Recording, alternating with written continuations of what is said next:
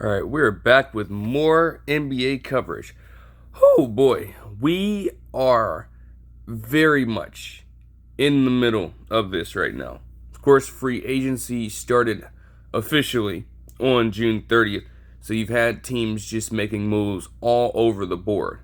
When it comes to the free agency periods, especially over the past decade, and in the time that I've been formally watching basketball, I think that most people would be of the mindset that the 2019 free agency period, starting around the same time and extending all the way throughout July and everything of that sort, ended up being pretty much the best free agency period of all time. I mean, consider where you were at. Me being in Connecticut, just chilling in the lounge of a boarding school there, having SportsCenter on in the background and just having all these deals break. AD to the Lakers, Paul George being roped in to join the Clippers by Kawhi Leonard, who also joined the team around that same time. It was insane. Of course, you have other moves making up that specific point of the offseason. And it was just a wild time to be a part of. The conversations that stem from those two teams specifically, the Lakers and the Clippers, getting those two players after everything that led up to it the season before. Kawhi Leonard doing what he did with the Raptors, single-handedly putting together one of the greatest solo campaigns in the playoffs that people have ever seen. You had the Lakers the entire time clamoring, trying to tamper in ways to get Anthony Davis on the team. And the general manager at the time, Dell Demps, and that whole Pelicans crew proceeded to give them exactly what they were looking for by that offseason. It had taken a lot of work to get those two players there, and also Paul George for the Clippers, of course. But ultimately, after it, they were considered to be the next super teams, the next pair of powers to potentially rival that of the Dynasty Warriors. Of course, they were at a bit of an impasse after having Kevin Durant be injured. He would still get moved, of course. He did not play that season because of the injury in question, right? So, just a lot of chaos going on, to be honest with you. But the Clippers and the Lakers looked to be the next two powers in the Western Conference for years to come. They were telling the tale of how the little brother and the big brother in LA with these two teams could potentially meet up in the Western Conference Finals for the next 5, 6, 7, 8 years. That's what people were expecting out of these teams. All of these players at the peak of their powers, Kawhi Leonard just coming off that, PG just coming off of what was an MVP candidate finish for him, finishing like top 3 in voting. These teams were supposed to be stacked with superstardom, and they were not supposed to or expected to let up on that at all for a pretty good amount of time. That was the idea, at least. As things have transitioned to a league of parity, full of it, the courses of which these two teams have taken have seen a load of different highs and lows. Of course, the Lakers did help themselves by getting a championship in that same bubble year that the 2019-20 season turned out to be, following everything going on with the COVID pandemic and the pause in March for the regular season, at least. And then the playoffs, of course, were put on hold, backtracked, and pushed all the way pretty much to October, weirdly enough.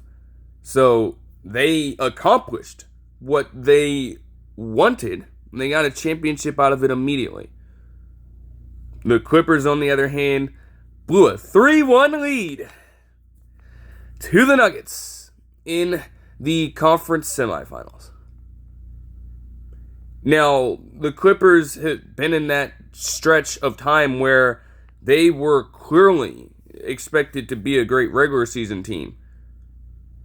The players involved were never truly healthy together. They were barely able to get reps together on the court. And even when they made the first ever conference finals against the Suns in 2020, 2021, they were not able to do it with Kawhi Leonard on the court. It was only Paul George. And that had been the story for the last few years for the Clippers. Whether it be a case of load management, whether it be a case of legitimate injury, PG and Kawhi just could not fit together because they couldn't even really see the court with one another at any one point of time. And long enough to sustain consistency heading into the postseason, which they continue to sputter out of control in. They did not get that far ever again. As that conference finals appearance would be the only one during that time. Never made an NBA finals. So you could look at it as them coming up short. And believe me, they tried their hardest to extend that window. Did not pan out. Same for the Lakers. They, for a few years, had stagnated simply because, age is kicking in for LeBron. You're expecting him to carry that much of a load heading into these longer, more exhaustive playoff runs. And at every turn, he would just kind of give out without much support to really pick up the slack. They kept falling short to the Nuggets. They could not beat them. Of course, they did in the championship run, aforementioned, with Anthony Davis summoning the spirit of the late great Kobe Bryant, honestly. Especially when you take into account that game-winning shot he had in Game 2. Yeah, it was real. It was emotional for them. After that point in time, though, the Nuggets had their number. And, speaking of Anthony Davis and the rest of the team, injuries plagued them as well, specifically him. Without a true big man to really hold it down, seeing as Anthony Davis also wanted to play the 4, they didn't really have much of a contingency plan. Now, it was stagnating for the Lakers pretty much up to the point that they lucked into Luka Doncic on an under-the-table deal, pretty much. We'll stand on that. They lucked into him, but it gave them a new hope.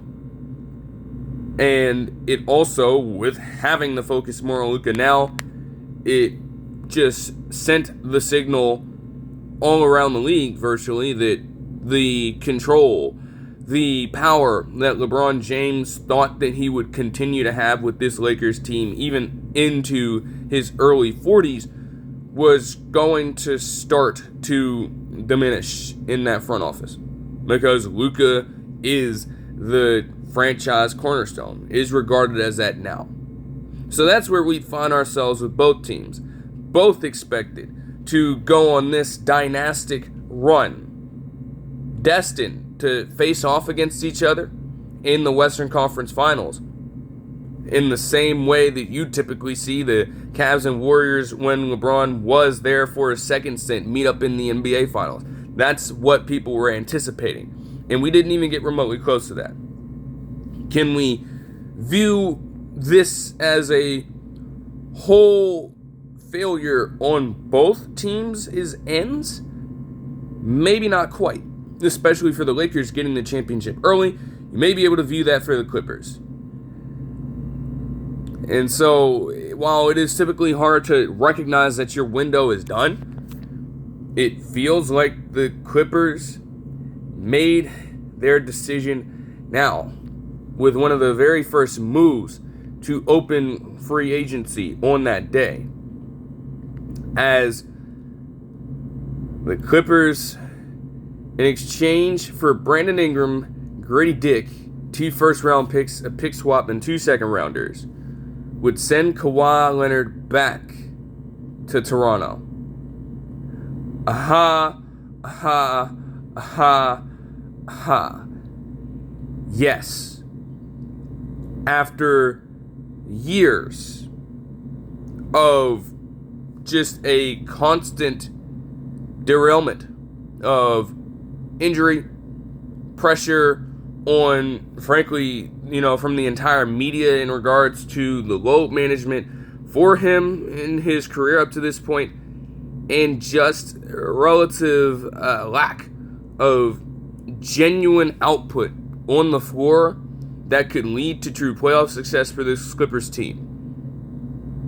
He is back where, frankly, his ascent into being a superstar began.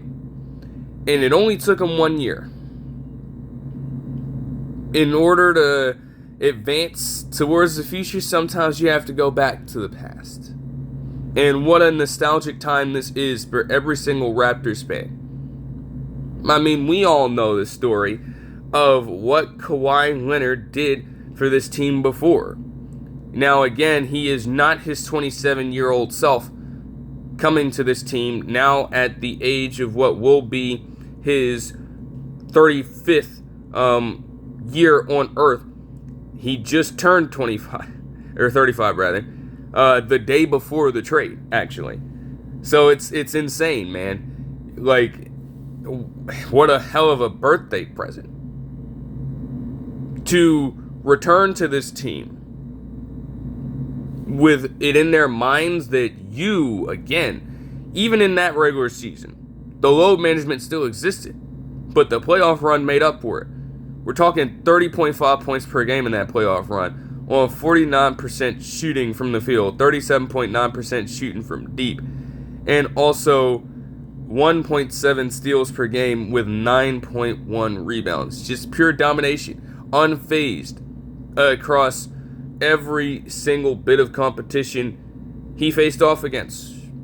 The Warriors were no problem. Before we even got there, he stared down the Bucks and Giannis Antetokounmpo in the Eastern Conference Finals and took them down. He literally sent Joel Embiid packing with literally the greatest shot of recent memory, if not an all-time one, that would rank closer to at least the top 10, top 5 in NBA history.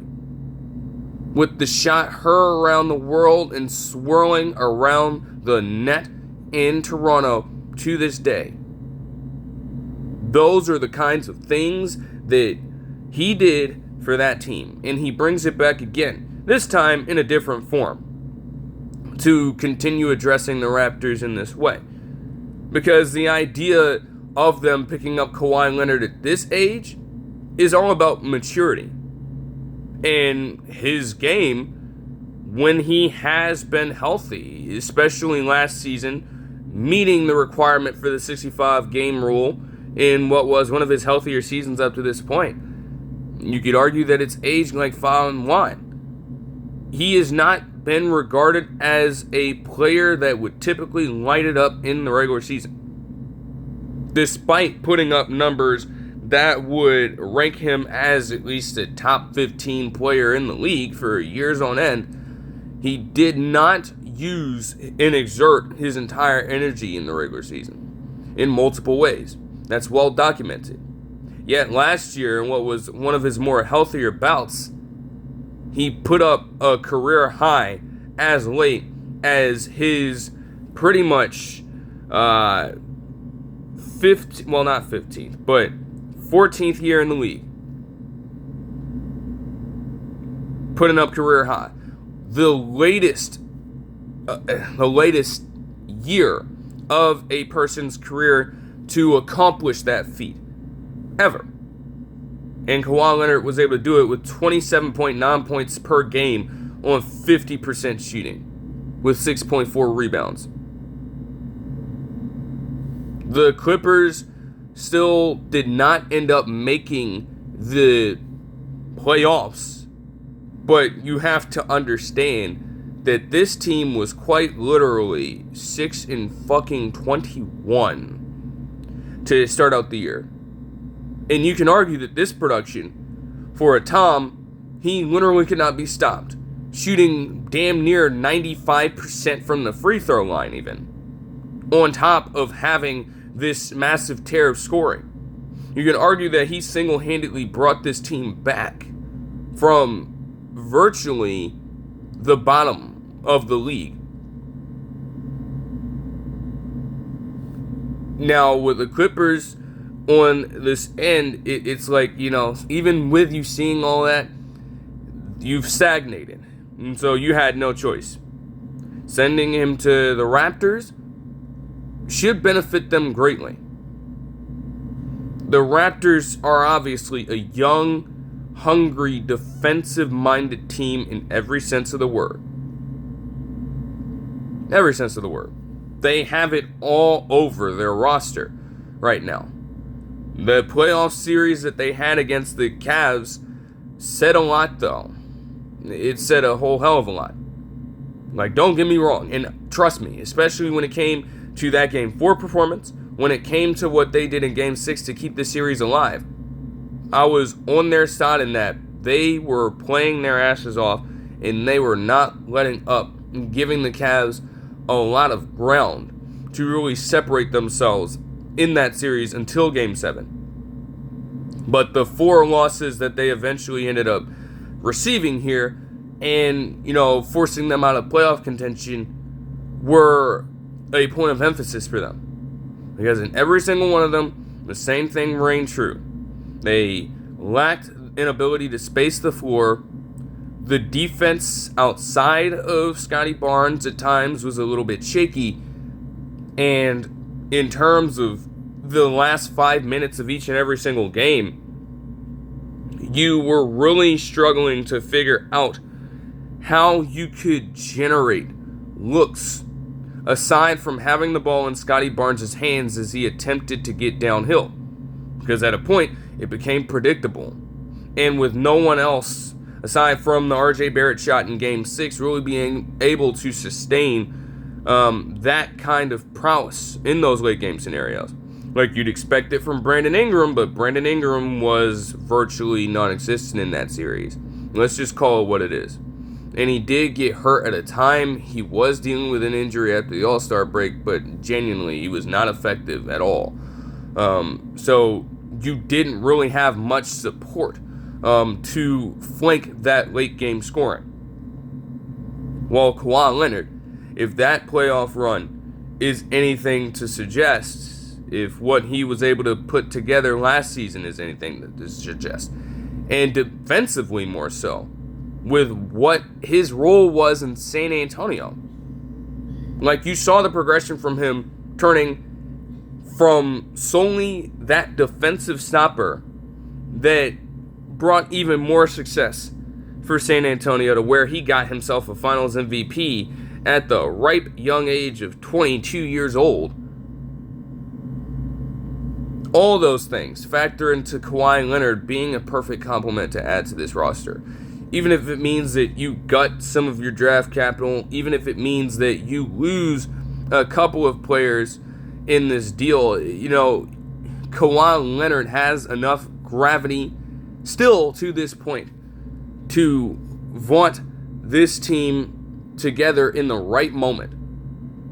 Now, again, injuries are a risk for Toronto at this point, especially with him being 35, and you have to take that into account.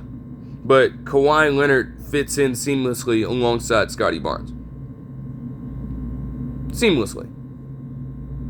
Barnes himself has to take that next step and potentially develop a jump shot. I think that is fair to say. But Scotty Barnes can do virtually everything else. As a number one option for that team, that man quite literally does all that you need to do. He can defend 1 through 5. He can facilitate with the best of them. He is a devastating finisher in the transition game. And he does have enough physical strength to sometimes bully his way into a basket. All those tools that you need to be a good point guard in the NBA he possesses as a forward, and it's genuinely scary. So again, while you look at some of his outside shooting struggles in that same series, you'd still believe that Scottie Barnes was at least the second best player on the floor.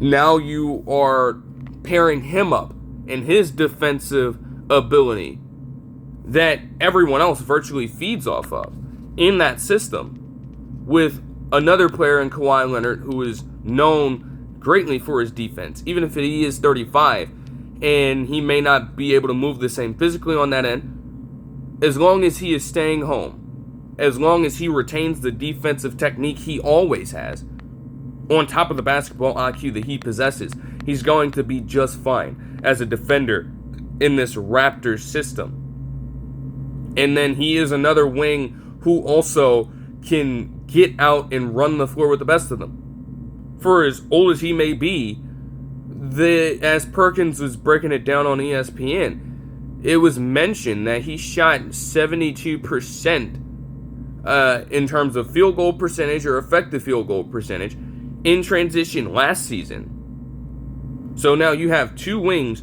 who can push the pace like that, who can set the tone defensively and shore up your front court, on top of having Jakob Poeltl on the back end. Even though you're starting Emmanuel Quickley and RJ Barrett, who occasionally can play some defense. Like, your front court is set. They're set now with having Kawhi in the mix, because you know the effort is still going to be there. The mindset on that end is still going to exist for him. It's not like you lose that just because he's 35 years old. That doesn't mean a damn thing. So that should be hell of an asset for this team to have. I'm not going to lie. And, you know, Kawhi Leonard as well, if you need him to shoot, like, even if the attempts may not always be there, a 39.1% career shooting mark for the man seems pretty trustworthy to me. He's taken strides over the years to reach that point, getting up to a 3-year stretch with the Clippers before this last season where he actually shot greater than 41% from the field. Again, sample size can be questioned there, but there's no denying that if Scottie Barnes is actually looking to take that next leap as an all-around player with skill sets that he already possesses, you're going to have Kawhi Leonard back in that building? It's going to do wonders for everyone. When it gets down to the brass tacks and you need a player to finish out the game for you, hell, in the last 2 minutes, forget the last spot, in the last 2 minutes, the last 15 seconds, there aren't many players that you would still trust over Kawhi Leonard with the ball in his hands at that time. It's just that with a team that has fluctuated in many ways like the Clippers had up to that point, and again, granted with some of his own injury, people started to lose an understanding of that. They started to think that that was a skill completely lost on Kawhi Leonard after so many years of displaying exactly what that looked like. And this is also a multi-time DPOY, something that Scottie Barnes certainly looks poised to gain in his career at some point. It's not anything that will, like, put them at the elite tier of any Eastern Conference team, but at the same time, they can now say that with a player like Kawhi Leonard on their roster, just like anyone else, they will be able to compete. They will not be an easy out. They already were not an easy out for the Cavs. They had to work like hell just to win that series. This team with Kawhi Leonard does at least have a fighting chance to, continue to extend these runs. The spacing does take a little bit of a step up, and, it also helps that, like, through the draft, they added some players who can pull that off. Still, for the Raptors, now it's just about making sure that they continue to fill out that front court. As good as Colin Murray Boyles was for them in the playoff run, I do not want him to have to take on roles as a backup 4 and 5. So you may want to add someone there. And you should, as an insurance clause, just to be prepared in events where Kawhi Leonard may take a rest. Like that could happen again. Because it's not even a matter of Kawhi Leonard being hurt. He may simply need the rest at this particular age. At this particular juncture of his career. He might genuinely need it. So what exactly would their contingency plan be in those events? Maybe they slide Scotty Barnes down to 3 and have Colin Murray Boyles be the starting power forward in some of those cases. That could be the case. But I just want to make sure before the offseason ends that I try to at least add a little more to the table here if I'm Toronto. That would be a pretty good idea.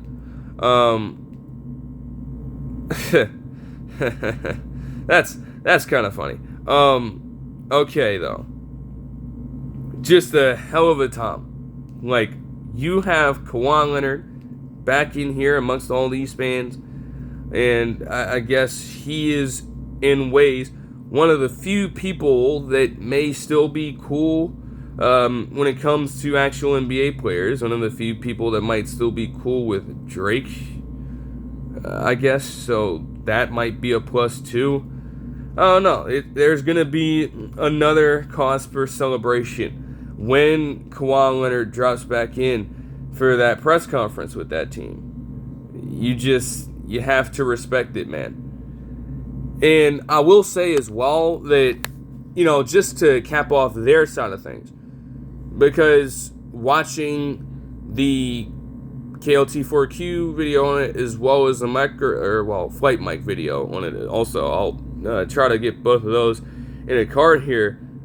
Admittedly, he did leave you after 1 year to go to the Clippers. He left you hanging off the peak of literally winning the title. He still felt it better to leave to Los Angeles, which, again, never really reached the pinnacles of success that anyone involved in that initial deal, anyone, had been there across the different regimes, had expected. Who's to say that he would stick around in this event? Well, he himself stated something about wanting to retire in Toronto. If he's actually serious about it, those fans have shown him nothing but love, even with that in mind. So it would be a pretty cool story, but it's just something to watch because you can never truly be too sure about anything in that respect. You just never know. Then you get to the Clippers side of things. Like I said, for them to understand that their window was effectively closed at this point, it had taken them a while to get there, don't get me wrong. You go out there, you have Kawhi Leonard forcing you to nab Paul George in the same swindle in 2019, and it led them only to a conference finals appearance and multiple early exits in the playoffs with a barrage of missed games between those two combined. Not to mention, they quite literally factored James Harden into the equation as well, just to reach the same particular problem, culminating in a horrific 33-game stretch to open the season. Yeah, did I say 6-21? Oh yeah, I undersold it. 6-27. That's how bad it was for them. And they moved on from James Harden. At the trade deadline, they'd already gotten rid of Paul George and sent him over to the 76ers So the writing was kind of on the wall at this point. Interesting thing to note as well, there were multiple people talking about the fact that this move could potentially be difficult to pull off with the aspiration case still ongoing. And that is a real conversation to be had. I'm going to focus more here on the return that the Clippers got, but it is fair to understand that. Because people need to recognize that this shit is not over just because Kawhi moved teams. There could still be repercussions for him involved, that this stuff is found to be true. There could still be repercussions that the Clippers themselves face. If there are things found to be used against them in a court of law, that is still very possible. You cannot just continue to put the masses in situations where we're just all of a sudden going to deny and gloss over the fact that there was an alleged $28 million no-show deal, and that Steve Ballmer had allegedly donated $1 million or so to the charity of the founder, now literally sentenced to jail time as a result of the fraud that he committed. Those things are facts in these documents. And Sandberg is quite literally serving time after those fraud charges. Right now, as we speak, looking to go for a lesser sentence in exchange for potentially providing information on the very people involved in this. Not to mention the alleged actions of the college roommate that Steve Ballmer had to make all of this work, allegedly. You're not going to hide from that and deny that something may have happened just because he's now off your team formally. That's not how this works. But on the flip side, now that he is, you now get a chance to move forward if you're the Clippers on a different timeline. It all started with them going up and picking Darius Garland away from the Cavs at the trade deadline. You add Benedict Mathurin in the trade that sent Ivica Zubac away. And you swindle the 5th overall pick right from the grasp of the Pacers to select Keaton Wagler, who is listed as a current starter for this team.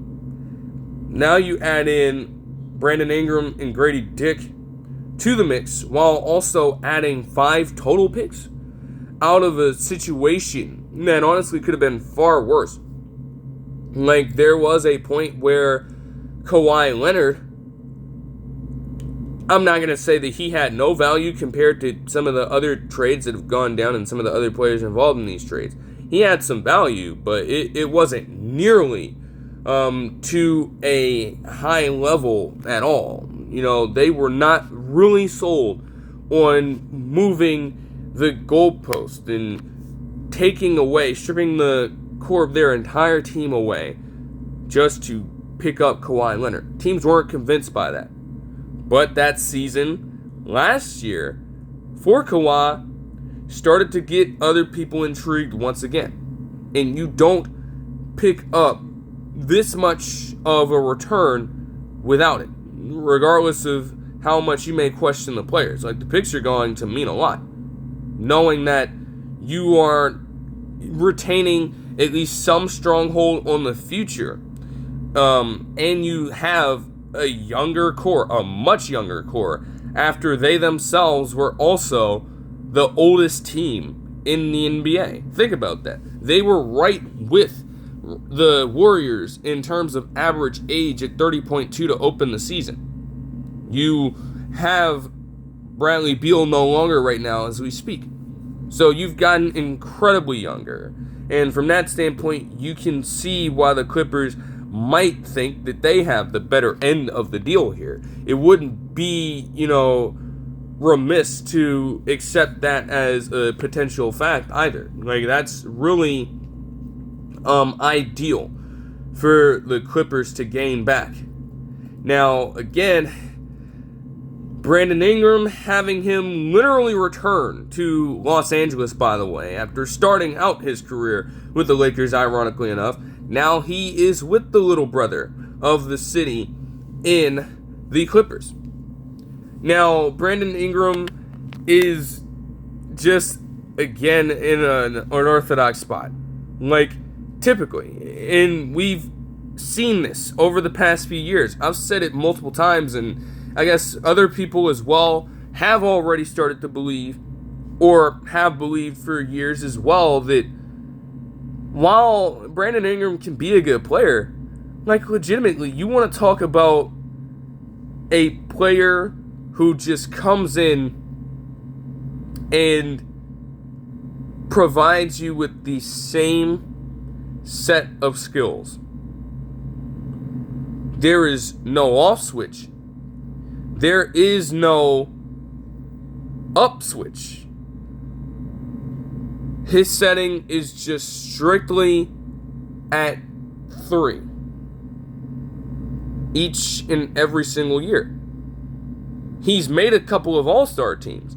He did receive the most improved player in 2020, but he literally has not progressed much as a player. You understand what you are getting out of Brandon Ingram every single time you sign him to a new team. He has taken strides from his early Lakers tenure, but mostly you're getting a guy who's going to score at least 20 points per game for you in the regular season, is going to be an ISO killer, especially in the mid-range, and maybe with some touches in the post, using his length to his advantage. He'll tell you he's vertically challenged, but he still has enough size to see over most defenders and, reach for high arcing shots and a much higher base on the mid-range jumper as well. You're getting that out of him. His three-point shooting is decent. He shot 38.2% from 3 last year. But that's the production you're going to get. 20 points per game. Not really going to pass the ball that much. Not really going to provide you with any defense. And come playoff time, the only glimpse of him really being able to pull off anything in the playoffs was the 2021 season, where he averaged 27 points per game in that time span across the 6 games he appeared in. And I believe that one was against the Suns, if I'm not mistaken, in the first round. Now, granted, he had no choice because Zion Williamson wasn't healthy. He wasn't. He had to take majority of the responsibility, and granted, he did his job. In the last couple of playoff series he's been in, more specifically with the Raptors, yeah, you can kiss it goodbye. He didn't do jack shit. He didn't do jack shit. Because for a man whose game is centered around getting to the mid-range spot, off screens, off pull-ups, he shot 31.1% from 2-point range against the Cavs in the games in which he was healthy and out on the floor. So to expect much of anything else from Brandon Ingram right now would be an actual problem. The thing is, you can live with Brandon Ingram doing that on this young of a roster. I mean, literally, you can get by on having that be the case. He's surrounded by Garland, Wagner, Jones Jr., and, now to, just add even more to it with all the updates here. No, they don't have. Damn. They literally, I ain't gonna spoil that. But yeah, that is the roster that you have right now. It's incredibly young, somewhat inexperienced, but, you get your potential secondary, tertiary scoring option at times in Brandon Ingram, and you're not asking him to do much more than that if they can shore up their defense. Plus, it does help that you have Bennedict Mathurin as well, who, if Brandon Ingram is truly tearing up the game like that, you can sub him in, and he'll be sure to provide you with much better defense than Brandon Ingram can provide for you. So it's not the, largest deal in the world right now for them to, just keep that mentality with Brandon Ingram. If he gives you the 20 points, there is a worry as well that he will ball hog. Sometimes, occasionally, you will want that, just to take at least some pressure off of the young guns, because they will feel it at times. He has to learn in this system, though, that in cases as this team is trying to, flesh everyone out, right, they're going to have to bring those young guys along in some fashion. So allowing them to go through that on occasion is a good thing. It doesn't always have to be about the Brandon Ingram shot that might go in the Brandon Ingram show. Doesn't need to be that way. You gotta trust them sometimes to make the right decision, or even make the mistake and then do what it will take to learn from it in time. He doesn't need to be the next Kawhi Leonard for this Clippers roster. That's the beauty of it. They just came out of it in 7 years of misery with him and Doc Rivers and Tyronn Lue and all those guys. They may not be expected to compete for a title right now, but it's about making sure that they are set with a lot of young, promising talent already at their disposal as we speak. So, that's what you take away from getting Brandon Ingram in this deal. And Gradey Dick, I'm just hoping that he can turn it around, man. I have people, I'm watching this stuff from KLT4Q and others as well, bro. They keep talking about some people fall in love with the idea of Gradey Dick, and that holds more weight than what he's actually done on the Raptors over the past few years, as we've continuously waited for him to put something together. So that's highly unfortunate for him to be in that situation. It's like, it got tough for him. He literally got played out of the rotation last year, shooting just 30.1% from three. It's been on a decline season after season after season. And by no means is his career high of 36.5 in his rookie season. That's not a bad mark at all. But you want to see him perform better. You want to see him get to that level eventually. He's 22 years old and will be 23 early in the season. So there is still time for him to change this trajectory. But I feel like it's got to happen soon. Because you don't want to repeat last year at all. You want to at least have some middle ground, right? Like, he is also going to be a player that likely will come off the bench. They have him listed on the depth chart as inaccurate as it is right now, because it just refuses to list everyone. They have him as the third string shooting guard. So, he'll get some playing time, he'll get some burn, and, if he does perform well in that limited role, if he's making shots at a high level, hey, who knows? He can eventually make himself a really important piece on this team. Considering as well, in the last recap, mentioning how they lost Bogdan Bogdanovic, right? You can get a player of that ilk for cheap in Gradey Dick. If Bogdanovic was worth all that money, then you don't really need to worry all that much about retaining him compared to having a much lesser contract for Gradey Dick here. And that's coming. Again, not to spoil too much, but yes, they would lose Bogdan Bogdanovic over the course of this entire free agency period so far. That is true.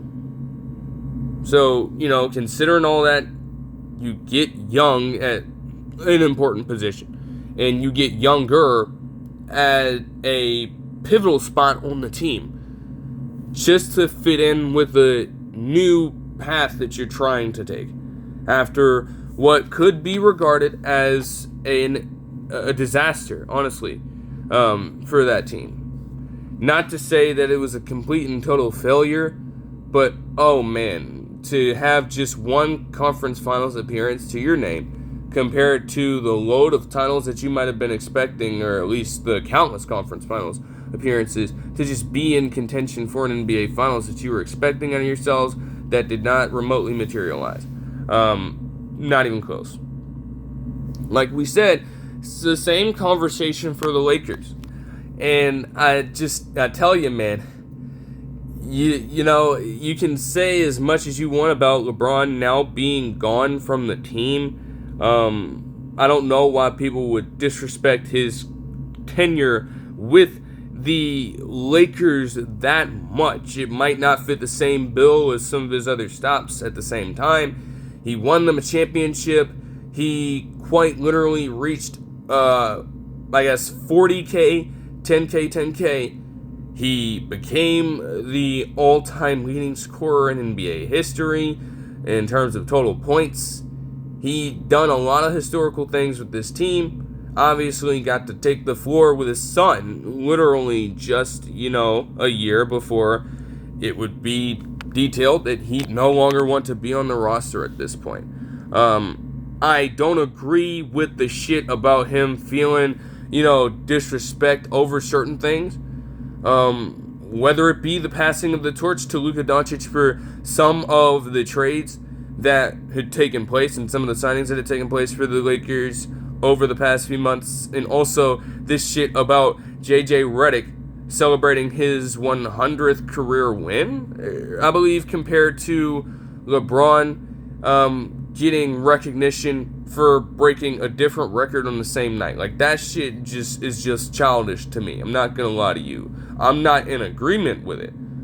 But if LeBron felt disrespected in this way, it doesn't make sense. So at that point, you could kind of see why he'd want to leave, regardless of how we got to this point. The second that the Lakers made the decision that, hey, we're going to focus this on Luka specifically, LeBron wanted out, okay, cool. We're going to lock the fuck in.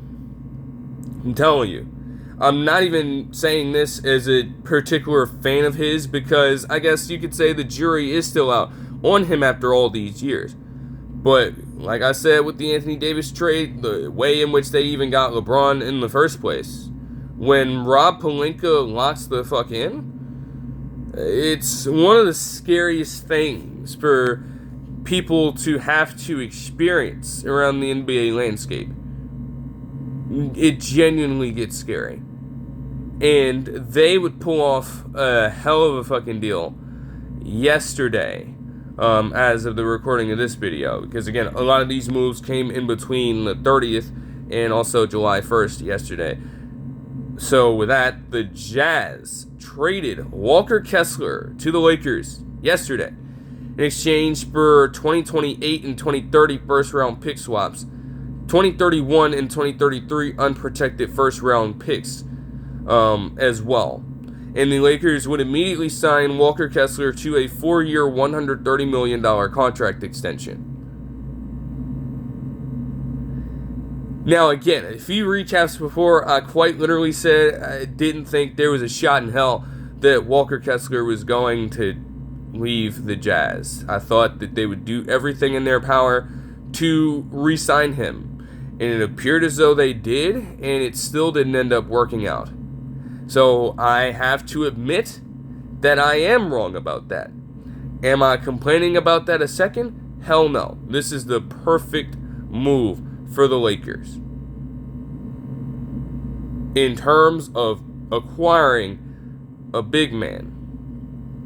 A lot of people are fairly, criticizing the Lakers for giving up that much capital for a player of Walker Kessler's capital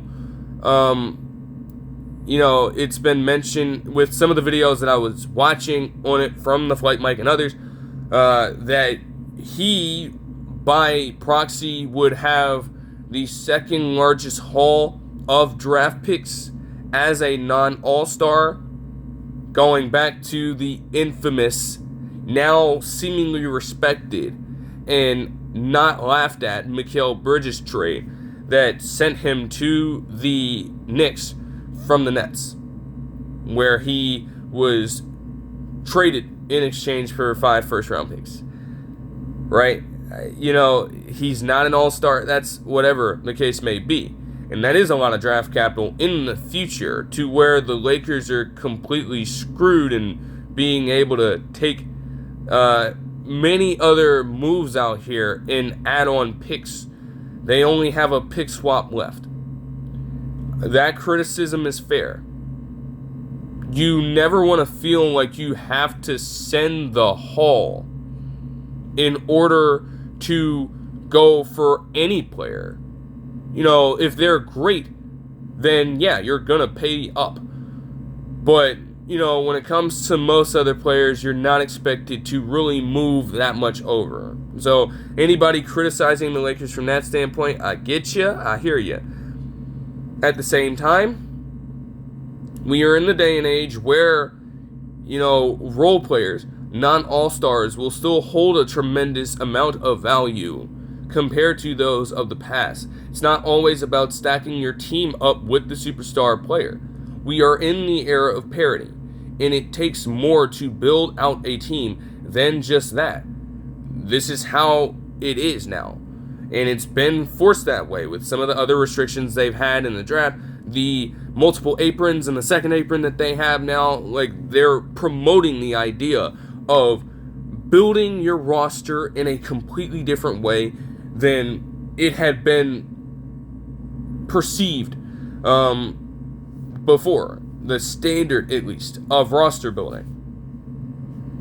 Sometimes, in order to get the player that is the best fit for your team, you will have to expound a lot of the assets that you are holding on to. Getting Walker Kessler back is a great deal in and of itself. Even if you say that the picks are going to hold value in case of a failsafe, the Lakers want to be in contention. They want to maximize this potential decade plus of having Luka Doncic on their team, knowing that he is still eligible for a 5-year, $417 million deal in 2028 because of a 2+1 deal that he signed to, rather than taking the full contract he was eligible for upon signing with a team and then making a decision in that offseason. So that's the, situation they find themselves in. Right? You have this large window with Luka Doncic. He's not fully committing himself to the team just yet. He's testing you. And really, in the midst of all this, trying to get a bona fide center with at least an A-level grade to him. DeAndre Ayton, as I've reiterated, and as I'm still going to reiterate, is not the fucking answer. Regardless of the size that he may possess. We saw it throughout the entire year. The man could not field any of Luka Doncic's passes. He could barely make layups in close range. He could barely hit floaters in close range while being a finesse player. And that's all that he can provide for you at this point. He's not willing to do the dirty work. He's not willing to even go up for the passes that would be lobs time after time to make those plays in the pick and roll. He was a poor partner to have in that respect. His field goal percentage shot up last season, a career high 67.1%, but you can't be fooled by that. You just can't be. Ayton was not going to be the long-term solution here as it was. This was literally his last resort on a 2-year, $16 million deal, and after he opted into his $8.1 million player option, you're not expecting that much out of him as it is, and he clearly did not offer you that much on the floor, especially when it came to the playoffs. Man completely deteriorated. Like, who gives a shit if he led the league in rebounds, offensive rebounds per game? The man shot horribly from the field, especially in the Thunder series, and averaged just 10 points per game while getting bullied defensively. And that's not what you would expect out of a 7-footer. You're getting a man in Walker Kessler who, at his healthiest, is one of the best centers in the league. I don't care if he's an all-star, because, quite frankly, the league has so much talent at every position that even some of the players who produce at a high level will still be snubbed from time to time when it comes to all-star recognition or all-NBA recognition. It is as simple as that. That is a simple math. Like, there are only 15 spots for all NBA teams. There are, 12 or so spots in terms of rosters for each conference when it comes to the all-star teams. You're not going to make it all the time. It's not a guarantee, which you saw from LeBron James not even making a starting team in 2026 for the All-Star game, right? Like, it's not going to be a guarantee. All the players that you would think are deserving of it are not going to get those spots automatically. They're not guaranteed to anyone. They're not obligated to be guaranteed to anyone. So you can't totally say that Walker Kessler is just an outright bum because he's not an all-star. That's ridiculous. The man last year was literally on pace for a career-high season after averaging 14.4 points per game and 10.8 rebounds per game across 5 matches, shooting 70.3% from the field. Now, again, he did tear, a ligament in his shoulder. He missed the rest of the season. But even at his healthiest, the man is good for 2.4 blocks a night. He is a pure rim protector in every sense of the word. Every sense of the word. Believe me, the Lakers are still struggling with their perimeter defense right now. It was a major problem for them last season. I understand that. But to have someone who can now be funneled down to in the same way that most defenses would want to do it, with a tall defensive anchor on their back line, you get to funnel it down to an athletic freaking Walker Kessler, who just so happens to be 7'2", can deter any shot, can affect the shot trajectory of most of them, and will pull down rebounds at a high level. He averaged 12.2, a career high for him in his last healthy season in 2024. He's going to be good for a double-double a night. And he will quite literally keep a lid on the rim at virtually all times. Now, he won't,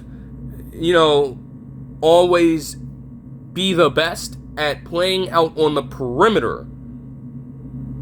But who's to say that that can't improve for a man who will be entering his age 25 season, while already offering that for the first few years of his career? Not to mention, when it comes to the pick and roll game, when it comes to the lob game, Walker Kessler can get up there, and he is going to convert those dunks at a high rate, getting them up from the point at which Luka Doncic will put it best, only to where Walker Kessler can catch it. It's going to be like music to your ears each and every single time you see it in this regular season. It's going to be smooth, just like that. You're not going to miss a step, because he has the sure hands, even at that size. So, while it is a trade for a player who may not jump off the page at you at the same time. When it comes to his fit with this team, as a guy who will complement Luka Doncic perfectly, and as a guy who can at least offer them some interior defense that, frankly, they did not have. Like, again, how many times do I have to tell you that DeAndre Ayton got fucking bullied inside the paint? To where, even if LeBron were to have still been on this team at this time, which, again, this trade wouldn't have been possible because of the amount of money that got freed up by LeBron being gone. Like, they instantly say, you know what, we're going to get ourselves a big man. I don't even care about, the purported shade of it all. After Anthony Davis said he wanted a big man, and after LeBron clamored for one as well, for them to finally gain it after both of them are gone. I don't give a shit about any of that. We got to do what we got to do for the betterment of the team right now. And with Luka Doncic moving forward for the next few years, we get to add a lob partner and a defensive anchor of that caliber. Who cares if he's an all-star? Bring him in. Let us take on his services. Absolutely. In a heartbeat. They needed that. So that will now become a strength of theirs. Because when he is on the floor, you are going to feel that impact. He cannot really space the floor, and I'm not asking him to do that. I'm looking for him to do something that a lot of the Lakers centers over the past few years, I guess you could say, since they lost a guy like Dwight Howard and lost guys like JaVale McGee, ironically enough, they haven't been able to do. Impose their will. You can ensure that Walker Kessler will be able to do that, if nothing else. And while that might not say much to people who are just looking for the big scoring names out there, and who still blindly want to, focus solely on LeBron James wherever he ends up next, that's what's going to matter the most right now for this Lakers team. They have to have it. And it ended up being the right decision for them. I truly think it is a great move. A great move. I didn't think it had a chance of happening, but between them, they were rumored, as soon as LeBron made the move to request a desire to play elsewhere, they were rumored to, want to talk to Walker Kessler and Jalen Duren. We didn't even get through to Jalen Duren. Walker Kessler, as soon as we saw that he was available, let's exploit that. Let's get in there now and talk shop, talk business. We'll move on to the Jazz side of things. And again, they don't get a player back, but they add to their draft capital. You see, from that standpoint, you can argue that the Jazz might have still gotten the better end of the deal. Whenever you are talking shop with Danny Ainge, you're going to lose.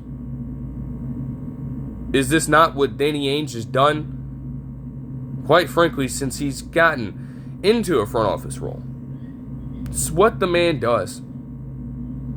Each and every single time. It never It is one of the surest things in the NBA. Danny Ainge will find a way to get over on you and finesse your ass in a trade negotiation. For him to, have the Jazz on this stretch over the past few years where they, punted on the constant number one seed and lack of success that the Jazz, ironically enough, are facing around the same time. You move on from Rudy Gobert and Donovan Mitchell, and you get all that draft capital. You go through back-to-back drafts with top 5 picks, and you get Darren Peterson in this draft. You have Jaren Jackson Jr. still. You sign Jusuf Nurkic. Like, honestly, if you... Yes, Walker Kessler was an important piece of the team. At the same time, it's been stated that Jusuf Nurkic felt very comfortable in that offense. And honestly, for a player in Jusuf Nurkic's position, is not good as I think that he is, right? You can't necessarily take that away from him. You can't hear a report like that and not try to run that back with that specific player. So you have to take that into account. So as good as Walker Kessler is, if Nurkic is fitting greatly in that system and he, saw that spike in activity last year under that Will Hardy offense, they're right in trying to stick with Nurkic. They also have Kyle Filipowski, another tall center, backing him up. So, yes, you lose the defensive capabilities that Walker Kessler has in the short term, but you retain some quality options at the center position regardless, on top of having the young roster that you do, with Lauri Markkanen being, aside from Jusuf Nurkic, an older player in his own right. I think he'll be entering his age 30 season. This team is also, in the same way, looking to turn the tide of their very existence as a team. They don't want to be mired in, just a complete state of terrible play over the next few years. They figure that now is a time to start making the progress they need to effectively contend for playoff spots and then championships. Truly rebuilding this team from the very ground up. And truly rebuilding the very culture from the ground up. It is time now. Walker Kessler had been great for them. And to consider that the Grizzlies, ironically enough, traded his draft rights in the first place to Utah in 2022. That is how it was. And you managed to get back a different Memphis player in this equation, while then being able to send off Walker Kessler and put even more picks in your vault. It mentioned that they had, I think, 11 or so first-round picks over the next 7 years. That is just an insane total for a team that just got the number 2 overall pick and one of the best players in this fucking draft in Darren Peterson. At least, as it's being stated about him coming out of college. You have to take that into consideration. The Jazz, killed it. I mean, you can't ask for much more than that. Even if, there are some swaps here, you get ones from the Lakers that aren't unprotected, that are much further out, and you rob them completely of, their future assets for the most part, outside of one pick in their inventory that can effectively be moved. That's insane. So while it's a great deal for the Lakers, there is a huge risk if things don't work out. That is just how some trades can be. They want to contend for a title, and I understand that. At the same time, if they do not get close to doing so, if they sputter out in the same way that the Clippers did, and if they reach that level of stagnation that they had prior to getting Luka Doncic, it could become very dangerous for them in time to have to see the Jazz trending upwards in that way with still more backup plans to either continue to draft if they feel as though they need to add a much younger piece to the equation, or potentially to trade at the trade deadline if they think that they are off to such a good start this year that they can afford to add to it, add potentially another piece to the table and get things done. That would be crazy, man. I mean, literally insane to think about for both teams. That's why I'd say that this is one where you understand where both are coming from, and I think that both get a pretty good bargain here. Walker Kessler, I don't give a shit if he's an all-star or not. You can cry harder if you really believe, honestly. Yes, in the grand scheme of things, it looks good on the overall NBA resume. what matters more would be an all-NBA selection, would be specific recognition for awards, and could potentially be winning a championship or having some franchise records in your arsenal. All-star, compared to those other things, doesn't mean all that much. So I don't care about that. Walker Kessler is a damn good player and a massive upgrade. A massive upgrade at center. Even if DeAndre isn't worth a damn in this league right now, Walker Kessler is a massive upgrade at that position. And they were desperate for it. Desperate. It's the perfect blend. You were rumored to get Jarrett Allen, but he's a bit older. You were rumored to get Daniel Gafford, but you weren't too sure about his defense, even though he would still be a good option. You get the best of both worlds with Walker Kessler, as efficient as he can be, as great as he can be in the pick and roll game, and as great of a defender as he already is before he's even reached the peak of his powers. And for the Jazz, we have a chance to try everything this season as we attempt to get far better than the, sub 20 wins we've had over the past few years, trying to get off to a hotter start and just really see where we're at to potentially make another splash, or to just continue to have, premium picks in the vault to rely on in case things may still go awry. It's the perfect contingency plan for them. So, and they still have decent centers. Enough to trust that you can move on from Walker Kessler and effectively get more out of the roster you have right now. Like, they're not crazy for doing that. So, those are the main trades here. Now, of course, there is a third one that I will get to, and without any other general news update, I should be able to cover that just fine. I'm going to tell you right now, this is still just another one that is confusing me, and it pissed me the fuck off. But we'll get there. Okay?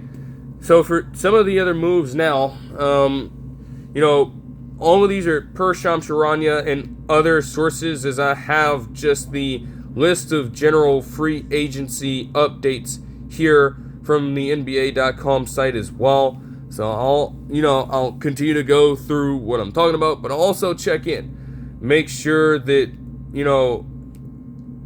I'm just monitoring if there are any other updates for any other moves as I'm going on. The last thing I want to do is potentially finish this off, right? And then have some other news break before I can even feasibly get to talk about it on here. Starting with the Bucks, they would sign Ousmane Dieng to a 3-year, $17.5 million deal. Now, the first few games of his tenure here, after being traded from OKC, I ain't gonna lie, they had this man Ousmane Dieng looking like a little bit of a superstar. Had that motherfucker put up a triple-double. Literally, that is crazy as hell. Coming in doing that, what? That's insane. It's weird too, though. Ousmane Dieng, even with all that being said, he may be viewed as another young piece, and granted, with them moving on from Giannis now, if they do elect to continue to play him, I'm not going to lie to you, it would be pretty damn ideal for them to make him a core piece, even over a guy like Kyle Kuzma. In fact, I wouldn't even mind them potentially moving on from Kyle Kuzma at some point and giving Ousmane Dieng more reps. They have him weirdly listed as a center for the past couple of years. Change him back to being a power forward, for the love of goodness. Do the right thing, right? Don't do that. He is 6'9", 185, and you are asking that man to play center. No. Let him play power forward. He can take over Kyle Kuzma's spot. He could potentially back up Jaime Jaquez Jr. if they elect to start Jaime Jaquez Jr. They have a number of ways they can attack this specific move. I don't have a problem with them re-signing Dieng in and of itself. They just need to try to figure out his role. Right now, they have him listed as a third-string power forward in the second-string small forward behind Ousmane Dieng. Even better. Like, that makes your lineup incredibly tall coming off that bench. Literally, right? You know, I mean, damn, that second unit reads right now, as I'm looking at this depth chart, like Kevin Porter Jr., Braden Burries, Ousmane Dieng at 6'9", Nate Ahmed at 6'10", and potentially still growing, and Kelly Oubre at his size. Like, that is a mammoth lineup. Now, granted, all of them will have to put their skills together. Ones that Ahmed and Dieng specifically would still be trying to put together, even Ware in his case. You know, so there's a lot of uncertainty with it, but at the same time, in theory, oh man, you know, if you're having some shortcomings on that starting lineup as a total defense, I mean, hell, you may be able to make up for it on that back end. Not to mention how good of a defender Braden Burries appears to be coming out of college. Like, man, that could be nasty. And you have Dieng added to that equation on a very short-term deal. They liked what they saw, even in the limited sample size that they had. You can't necessarily blame them. Like, it's not like they're overpaying for him massively. There's not a lot of risk with this deal. But if he can continue to play at a level of him putting up 11 points per game and 4.6 rebounds per game, even if some of that will diminish with him coming off the bench, right? He's giving you efficient shooting. He's giving you quality defense. He's going to be a great player on that team, because that is what it takes in this day and age to really sustain a quality rotational spot on a team. You have to be able to do those things. So Dieng, with that, like, you know, it's a fair deal for him. You know, I respect it. I don't have a problem with that at all. The Pelicans, on the other hand, signed DeAndre Jordan to a one-year deal. Once again, you know, with it coming from Shams Charania, they cited his veteran leadership. And I mean, you know, when you see what he was able to do with the rookies specifically and Derek Queen to mentor him and Jeremiah Fierce to keep him grounded last season, on top of rallying the other young guys on this roster around him and just keeping everyone afloat, even with a very bad Pelican season last year, you know, you can't help but to retain that in some way. Everyone needs that every now and then. You're not asking DeAndre Jordan to turn it back to the fucking Lob City Clippers days. You're not getting that from him right now. He is there as an extension of the head coach in many ways. And honestly, you know, to have this young system in there now, to have a new head coach in that locker room also, it's like, you know, it makes sense to do. You know, any bit of insight from a veteran player will benefit immensely. So that is just, there is, as I said, value in that. A lot of it. Like, that's not to be overlooked. The Heat signed Tim Hardaway Jr. to a one-year, $6.5 million deal, and it complicates things. Of course, he has consistently been in the running for Sixth Man of the Year. He actually finished third in the voting. And I thought he should have gotten it after shooting 40.7% from three. Like I've said, you know what you're going to get with Tim Hardaway Jr. If he is not eating up shots on the offensive end, trying to be a volume shooter, you're good. But when he is hitting shots, it can change the course of a game for you. And it is no accident that his presence on the Nuggets for a time made them way better, at least in the first half of the season, way better when Jokic was on the bench. There's no accident with shooting that well and also averaging 13.5 points per game in that six-man role while they reached that level of success without Jokic. If they could have carried that all the way, who knows what conversations we would have been having about Tim Hardaway Jr. at this point. Alas, they exited the first round early, and the Nuggets, with the kind of money that they had wrapped up in their existing roster already between Jokic, Murray, and Gordon, you were going to have to cut some costs in certain places. I don't think that, if this is the move for Tim Hardaway Jr. to pay him just this amount, they probably could have tried to retain him. But, I guess there was some sort of disconnect, and thus Hardaway Jr. decided to sign with the Heat. The Heat need that kind of shooting. They need it off the bench. It's very fitting as well. I was looking at that briefly while I was talking about the Clippers deal. Hardaway Jr. returns to the team where his father, Tim Hardaway Sr., once played. His jersey is actually retired in the rafters in the arena, and he said that he wouldn't even allow Hardaway Jr. to wear it. He wouldn't pull it out of circulation just to have his son play in the jersey. So it's that's a little funny tidbit to the situation. But hey, Hardaway Jr. in his own respect, pretty much as it has been throughout the entire career, nobody was looking at him in ways to even be remotely what his father was. He has molded his career into being specifically a sharp-shooting six-man, especially over the past few years. And he's carved out a 13-season career up to that point. Will be entering his 14th at age 34. When most NBA players won't even survive, sometimes after year 2.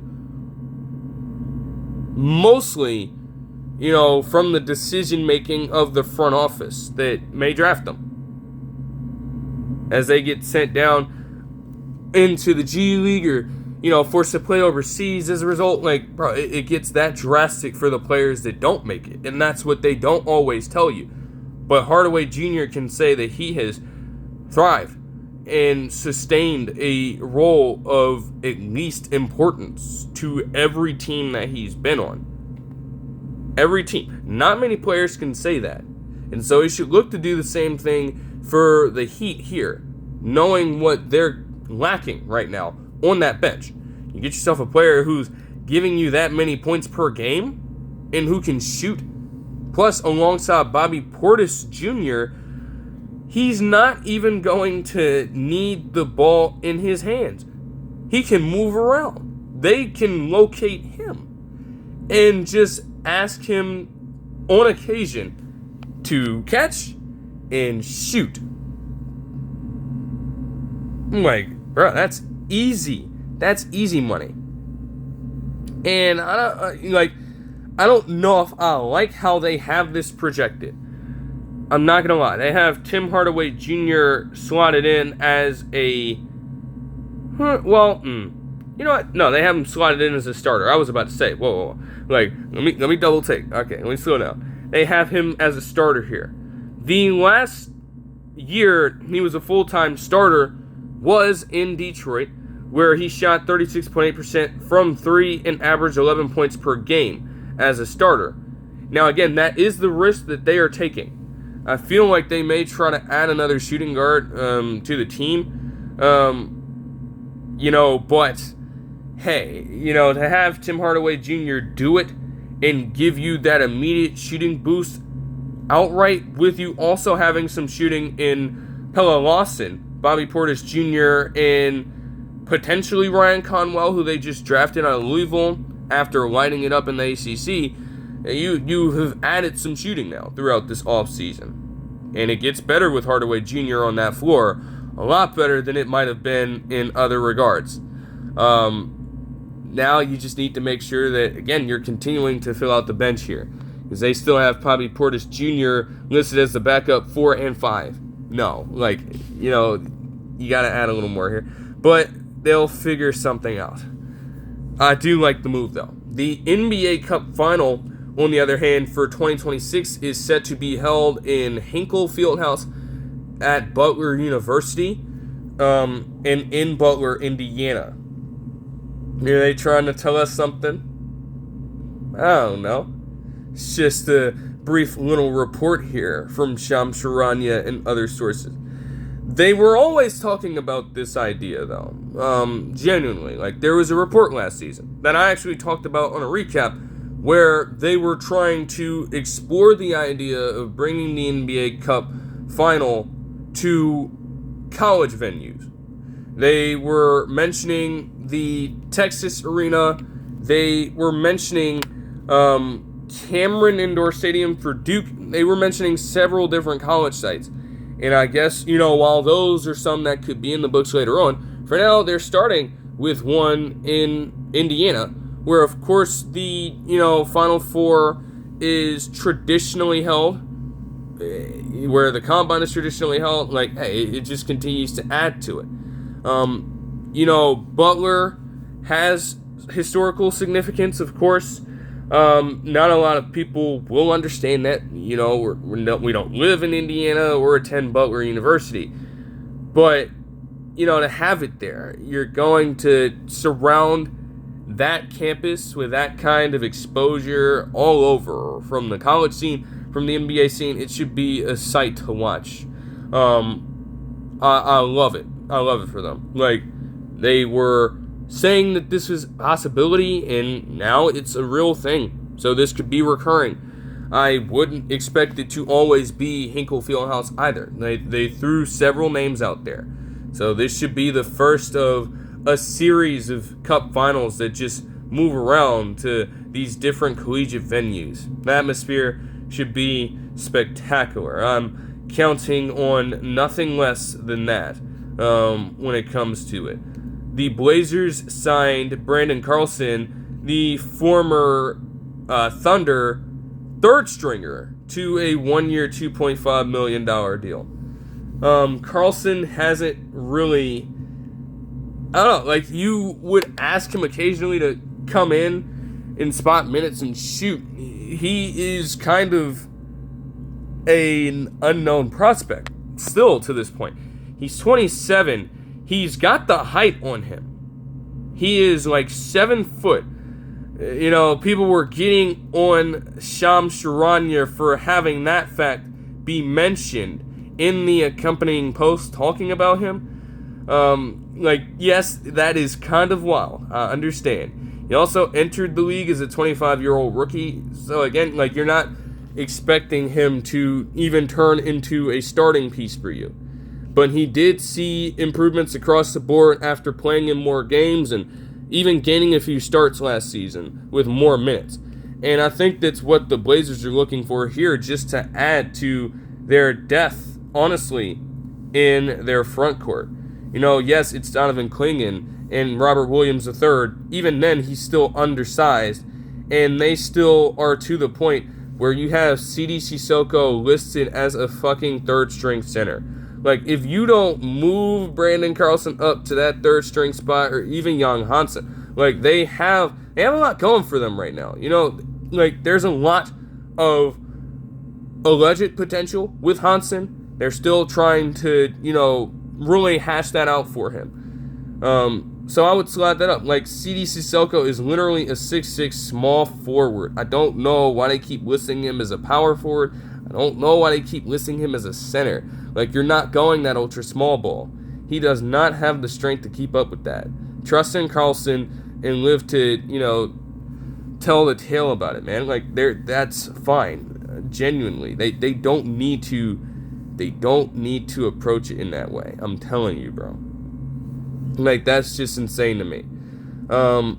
The Clippers signed Kobe Sanders to a 4-year, $11.2 million contract, and honestly, it makes sense. with some of the second round players generally that were drafted in 2025, it appeared as though like and granted the contracts are going to, have less guarantees, far less guarantees compared to that of a first round player.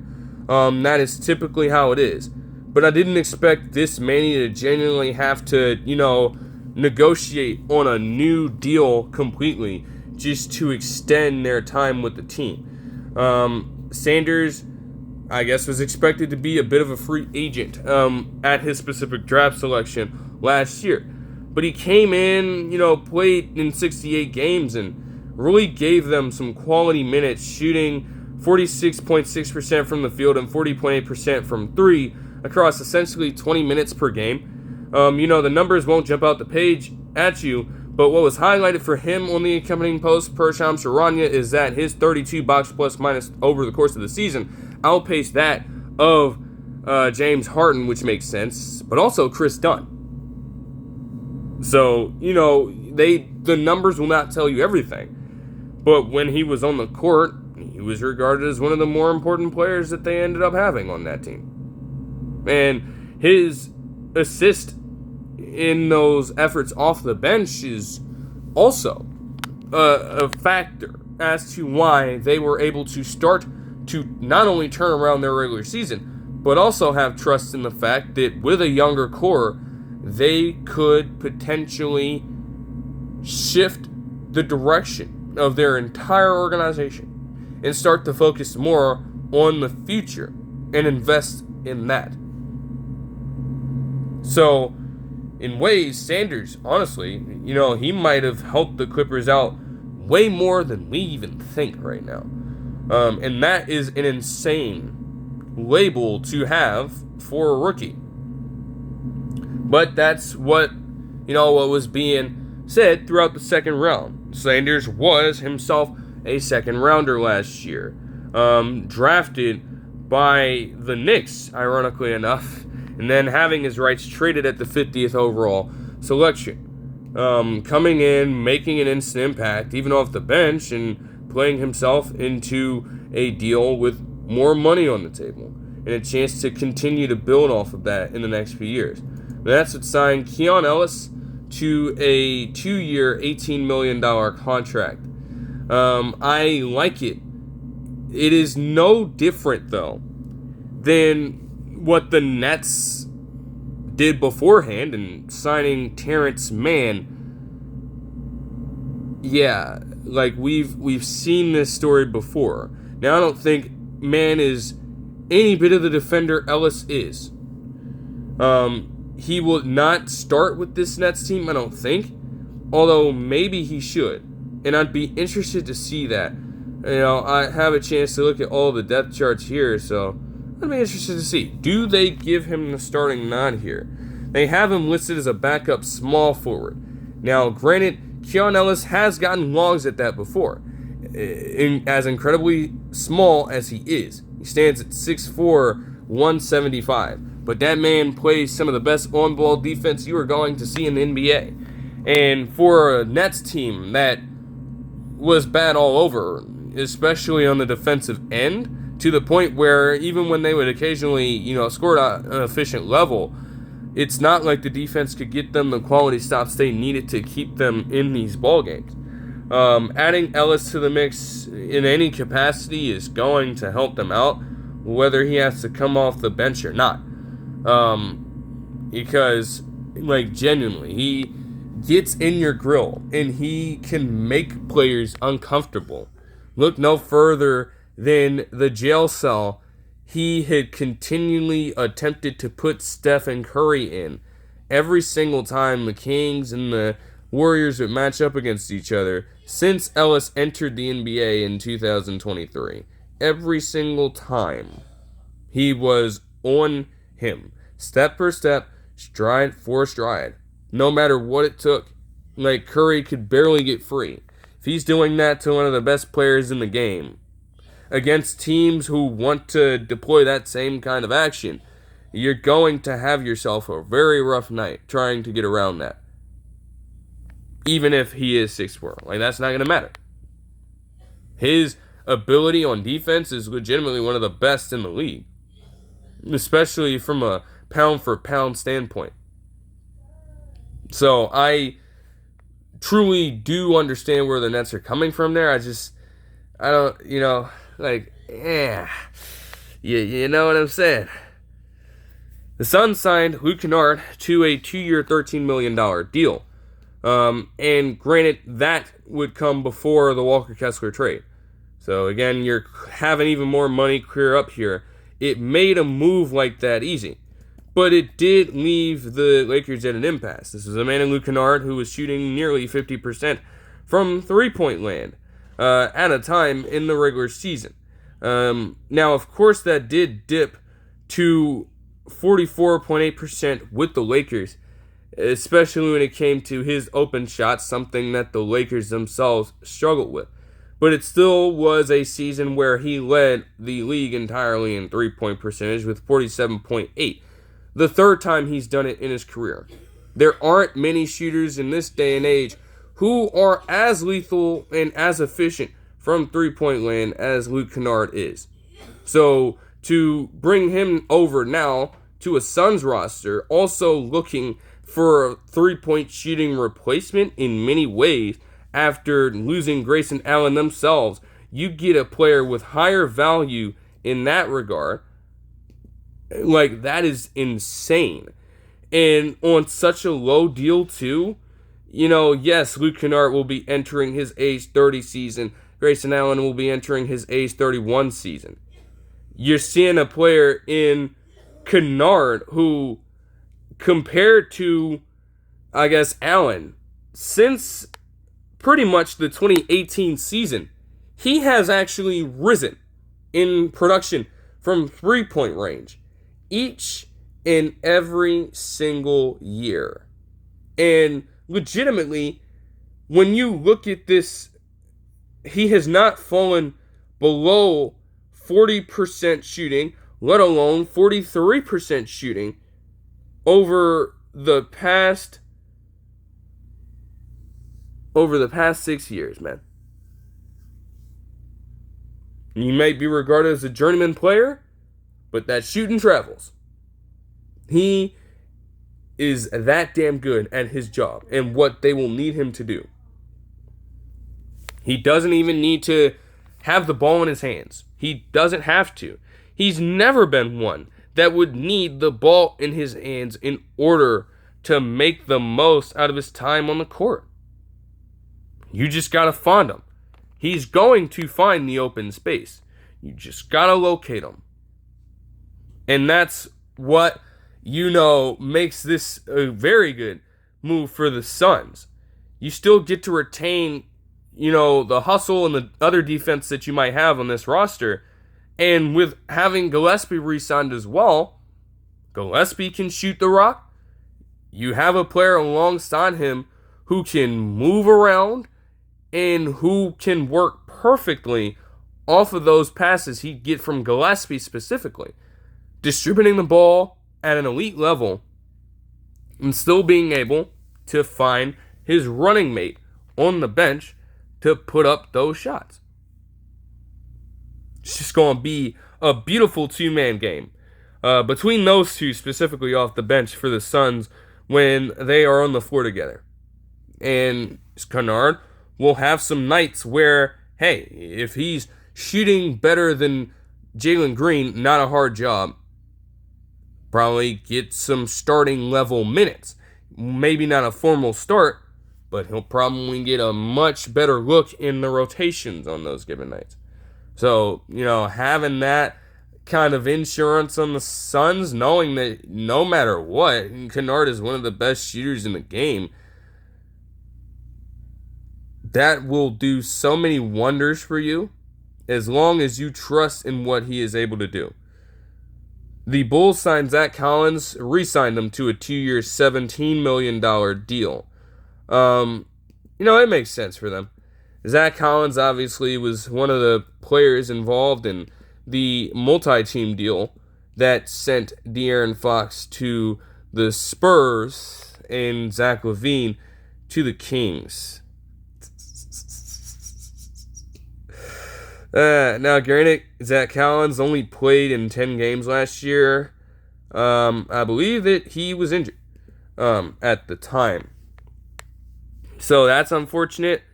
But you're getting a player here who, when he is on the floor, whether he is starting, he's mostly been a bench player his entire career, but he is going to give you solid shooting. He is going to be able to provide you with a decent amount of rebounding as well off the bench. You're not asking for much more out of him if you are in the Bulls' shoes. As long as he's giving you that, you're fine. The 76ers, on the other hand, would sign Dean Wade to a 4-year, $39 million deal. And I just find that awkward. You know, in some of these depth charts, they've actually had him starting. And we all know what the situation was with that.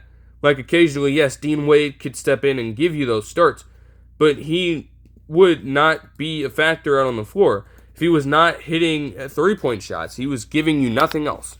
He was not rebounding at an elite level. He was not even remotely an important defender on that Cavs roster. It was just an awkward postseason for Dean Wade in general. You know, you're getting a guy who can shoot 36.7% from the field at 6'9".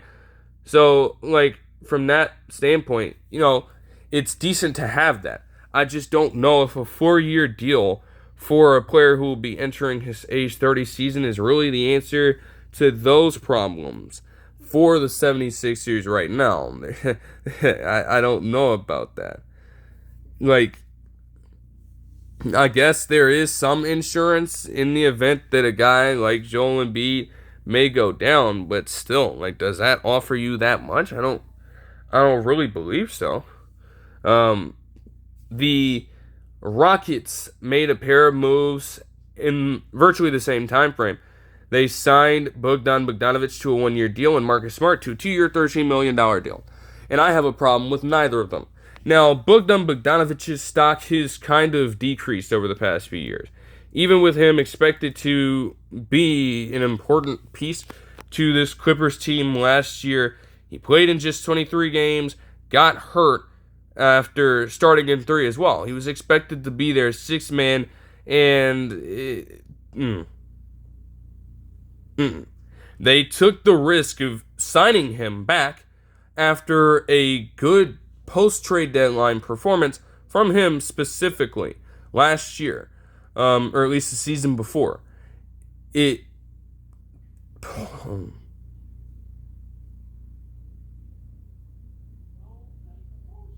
34.7% shooting from 3 with the Clippers in those 23 games last season, and just 7.4 points per game.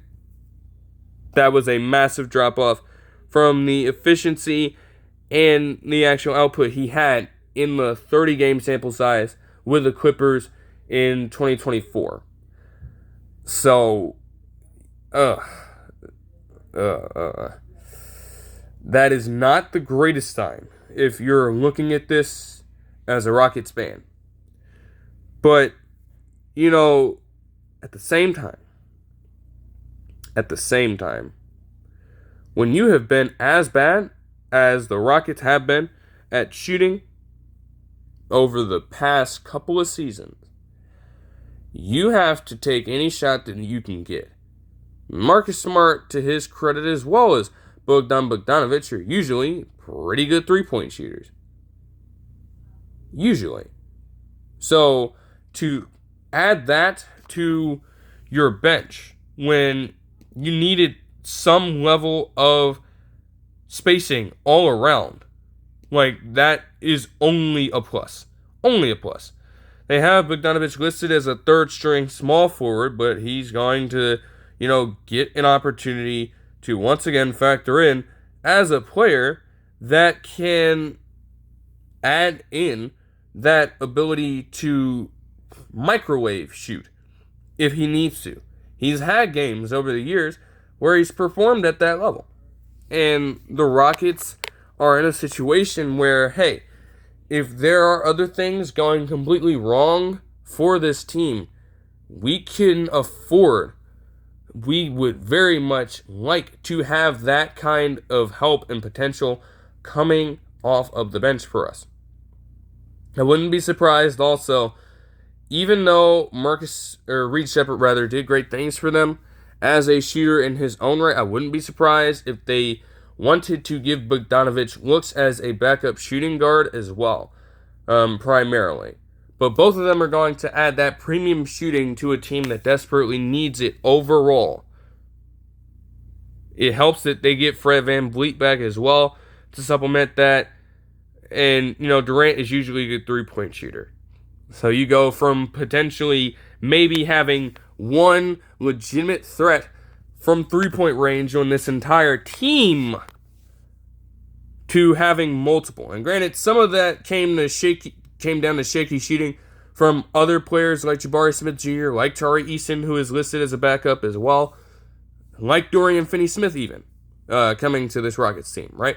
If those shots can continue to fall for those guys, maybe you see an uptick in, trust for them as well. But until further notice, it's those few who are going to have the largest impact there. And for Marcus Smart, who now takes over the backup role over, potentially Amen Thompson at times, who I think would still handle the ball as a point guard just from the size alone. And also Bruce Thornton, it fills the same role. Marcus Smart is also a guy who, for a team like this in the Celtics, before they even got Jaylen Brown and Jason Tatum, was set to be a lead guard. Now he takes on that responsibility again for a second unit that is fairly young, outside of Steven Adams. And Dorian Finney-Smith for that matter. But, having another player of veteran presence who can try to at least balance things out for this young core is important. And the defense for Marcus Smart is still elite. Very elite. It's not the DPOY level that he had in 2022. It's not something that you always see, to have a guard win the award.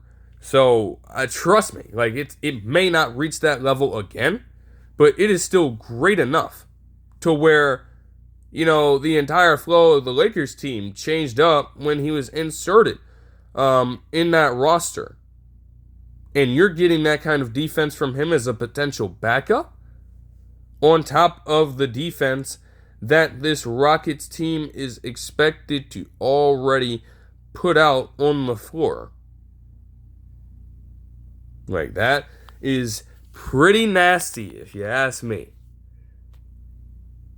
It's not something that is going to be a long-term thing, but it bridges the gap. Gives these younger point guards a chance to take in a couple years, right? Learn the system. Learn some tricks from how Marcus Smart navigates his way on the floor.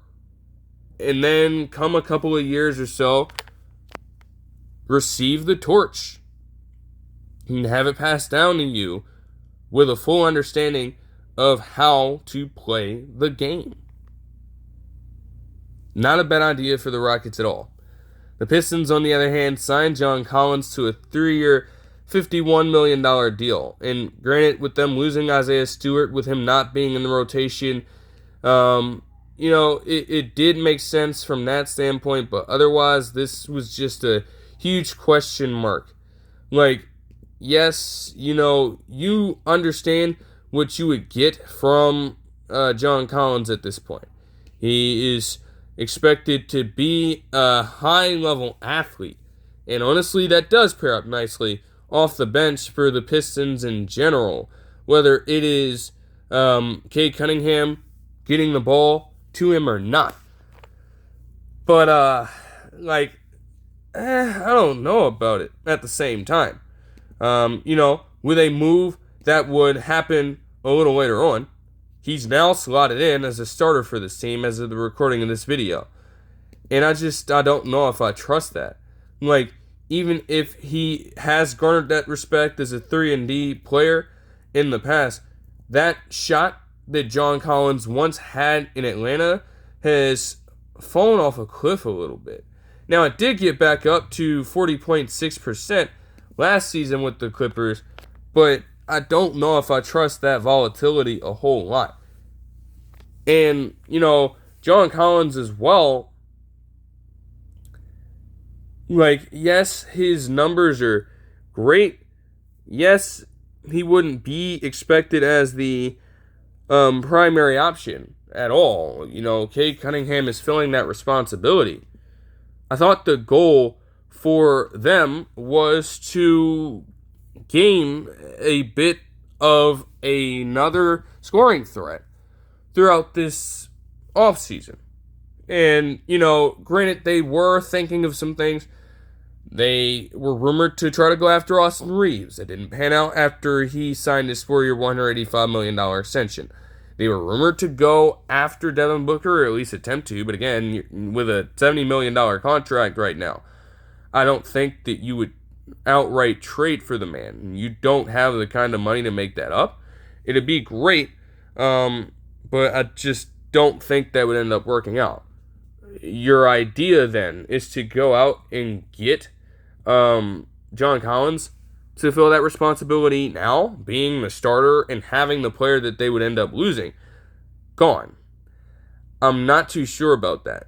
So I'm thinking that they may have a bit more in store for them. This move of theirs was so perplexing that you even had Brian Windhorst just confused at what the hell the Pistons were doing. Because again, John Collins is not necessarily a player who will dominate the ball like that. And even then, with the ball in his hands, the best outcome never really occurs to that point. Your starting lineup as constructed still is pretty much Cade Cunningham as the number one guy, and then what else? Now, maybe you can thrive on that if these bench units, now having Dennis Jenkins and Ibuka Okorie, who came out of Stanford averaging 23 points per damn game. If you are getting quality production from those guys off the bench as a potential lead guard for the second and third teams, then that may be able to help you. But as it reads right now, I just am not too sure about John Collins as being there in that role. The Bulls signed Norman Powell to a 2-year, $45 million deal. And I like that for Norman Powell, I'm not going to lie. As much as people may hate on that, I guess with all those moves, the idea of having Andrew Wiggins sign a shorter term deal and then bringing in Tim Hardaway Jr. for the purpose of value, it makes it even smarter for the Heat, knowing that Norman Powell could have gotten this kind of money, or could have been seeking this kind of money from him. It was never going to work out. Entering Norman Powell into the equation gives the Bulls a bona fide shooter. Bona fide. Norman Powell is another one of those players who, again, he came all the way from Toronto, mind you, has grown as a player each and every single year and reached an all-star team last season. Now, the second half of the year following that all-star appearance was not great for Norman Powell. I believe he also got hurt. And then, you get into the playoff series, and it frankly wasn't the greatest of outputs for him. But Norman Powell, especially when it comes to the regular season, over the past few years, you're getting a man who is consistently a 39.6% shooter from the floor. And if you're the Bulls here, you need it. You need it. Desperately. Because with how things are constructed right now, your starting lineup still cannot space the floor that well. And you may be looking for Buzelis to take that next step there. You may be expecting other guys like Patrick Williams, who they need to let go, to do that for you. Isaac Okoro as well. They just have not been effective enough from out there. Getting that, especially in a role where Giddey is a great distributor in his own respect, a great playmaker. So if they are in desperate need of 3-point shots, he will do the best job of anyone to make sure that Norman Powell is found and set. Now, once more, it's a 2-year deal. Norman Powell is already 33 and will enter at that age this season. So it's not like this is a long-term thing at all. It's trying to help the Bulls get by at least for the next couple of seasons and try to improve, try to get these other players to step up in their roles, right? And eventually get to a point where they can overtake the role from Norman Powell. That would be the plan for the Bulls right now. But for what they got immediately and what they can get out of him this quickly, yeah, absolutely. The 76ers signed Ariel Hukporti to a 1-year, $3.4 million deal. And speaking of returns, the Magic would sign Nikola Vucevic to a 1-year, $3.9 million deal.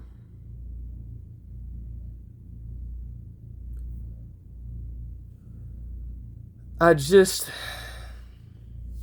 don't know about that. Like, that is just severely questionable to me. It is. It is. The idea of, Sean Sweeney being in that system now is to impose a truly consistent defensive model for this team to implement in the regular season and beyond. Something that Jamal Mosley was not able to do. You're bringing Nikola Vucevic of all guys into this equation. This man's defense was so poor in the series against the Celtics, or rather against the 76ers, my bad. They couldn't play him. He got benched for game 7, I believe. That's how poor his defensive effort was. Now again, it's not like it's a long-term deal, so I can't make too big of a deal about it. But what the fuck are we doing, man? Like, come on, bro. Just pack it up. Pack it up, man. The Celtics also signed Michael Conley Jr. to a 1-year deal. Oh, trust me, they were not done. Having Michael Conley Jr. there is interesting, though. It's kind of weird to see that he'll be putting on that kind of jersey. Foreshadowing. But yeah, it gives them a player who, at the very least, can come in and continue to stabilize, even in a lesser role, if it is needed. So, that could be pretty important considering the direction that this Celtics team took. Oh my gosh. The Nets signed Moritz Wagner to a tier $19 million deal as well, continuing to add to their list of forwards. Ironically enough, Moritz will be one of the older power forward centers that they have on that team. As, again, everything else to this point, like they've expanded all these first round picks and everything, but they still haven't proven a whole lot. You're just really bringing Moritz Wagner in there as an extra body and a guy who can at least early, take some of those reps up, right? Just eat the glass and potentially give you some good shooting from the outside if it is needed. The Magic also re-signed Jevon Carter on a 1-year, $3.5 million deal, and then, more foreshadowing. Because it was this team that ended up knocking an unhealthy Celtics squad who had just lost Jason Tatum in the 2025 conference semifinals of the playoffs and home to then advance to the Eastern Conference Finals for what would then eventually become 2 straight years in a row, as they would just recently win the championship. Now, when you are a player for the New York Knicks, like Mitchell Robinson was, it is sworn the second you join that team that you are never to, under any circumstance, join a rival ever. Ever. Okay? And Mitchell Robinson proceeded to do the craziest thing, because he was signed to a 3-year, $47.4 million deal with a player option in year 3 with the Celtics. After winning the championship, he jumps to a sworn Atlantic Division rival, and a rivalry that holds deep-seated hatred on both sides. The Celtics and the Knicks absolutely cannot stand each other, and this goes back literally decades. How the hell, if you are the Knicks, can you bear that? Even Josh Hart said, damn. You got the championship, and it's crazy. He was literally playing with a broken pinky finger. Did all those things to restrict Wembanyama's ability to play like an alien in that series. Like, he was legitimately a fan favorite in New York. How quickly things can turn. In the same way that Mitchell Robinson makes a decision to come to this team, all the Knicks fans have likely turned on him now. At the end of the day, the league is a business. But oh man, can this get very personal sometimes. Foreshadowing.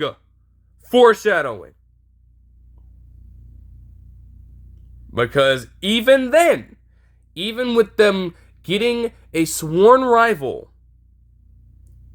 they wouldn't be done. They would not be done. Oh man. Oh boy. As I said, the Lakers, having LeBron move on from them, proceeded to open up the floodgates. Not only would they walk away yesterday with Walker Kessler, but they went on a spending spree in literally the next 35 minutes, from 11:32 to 11:07, back to back. And you look at the timeline on Shams Charanya's entire social media thing, you will see these 3 moves back to back. And they read as follows. Right after the Walker Kessler trade, they signed Sandro Mamukelashvili to a 4-year, $52 million deal.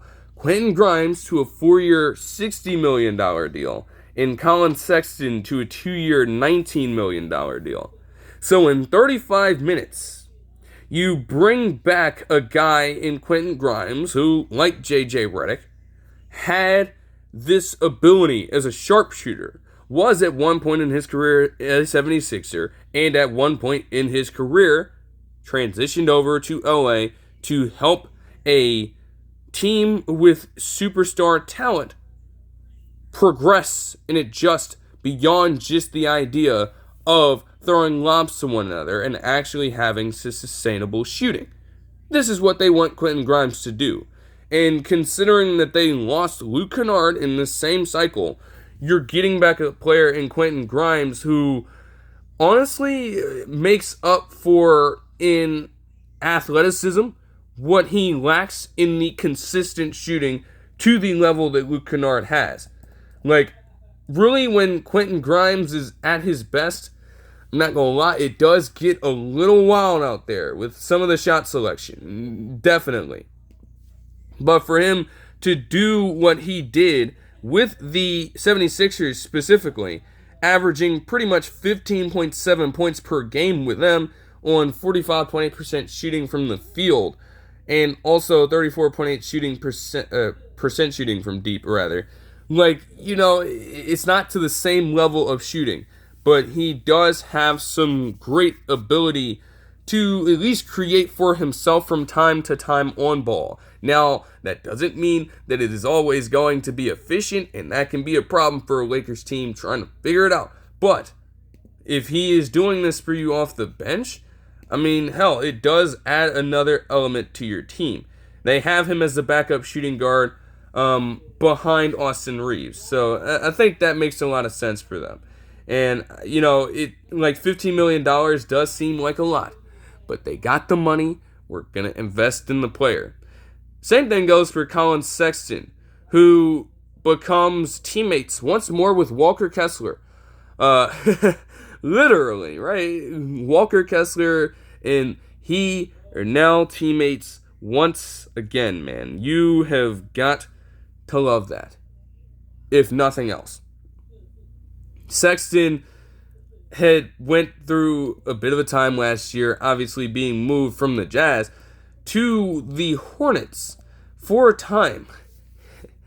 So, he's another player now who is just in one of these very weird situations, and then also got traded to the Bulls for a brief period of time after the trade deadline, played in 26 games with them, and actually had 17.5 points per game with 48.2% shooting from the field and 41% shooting from deep.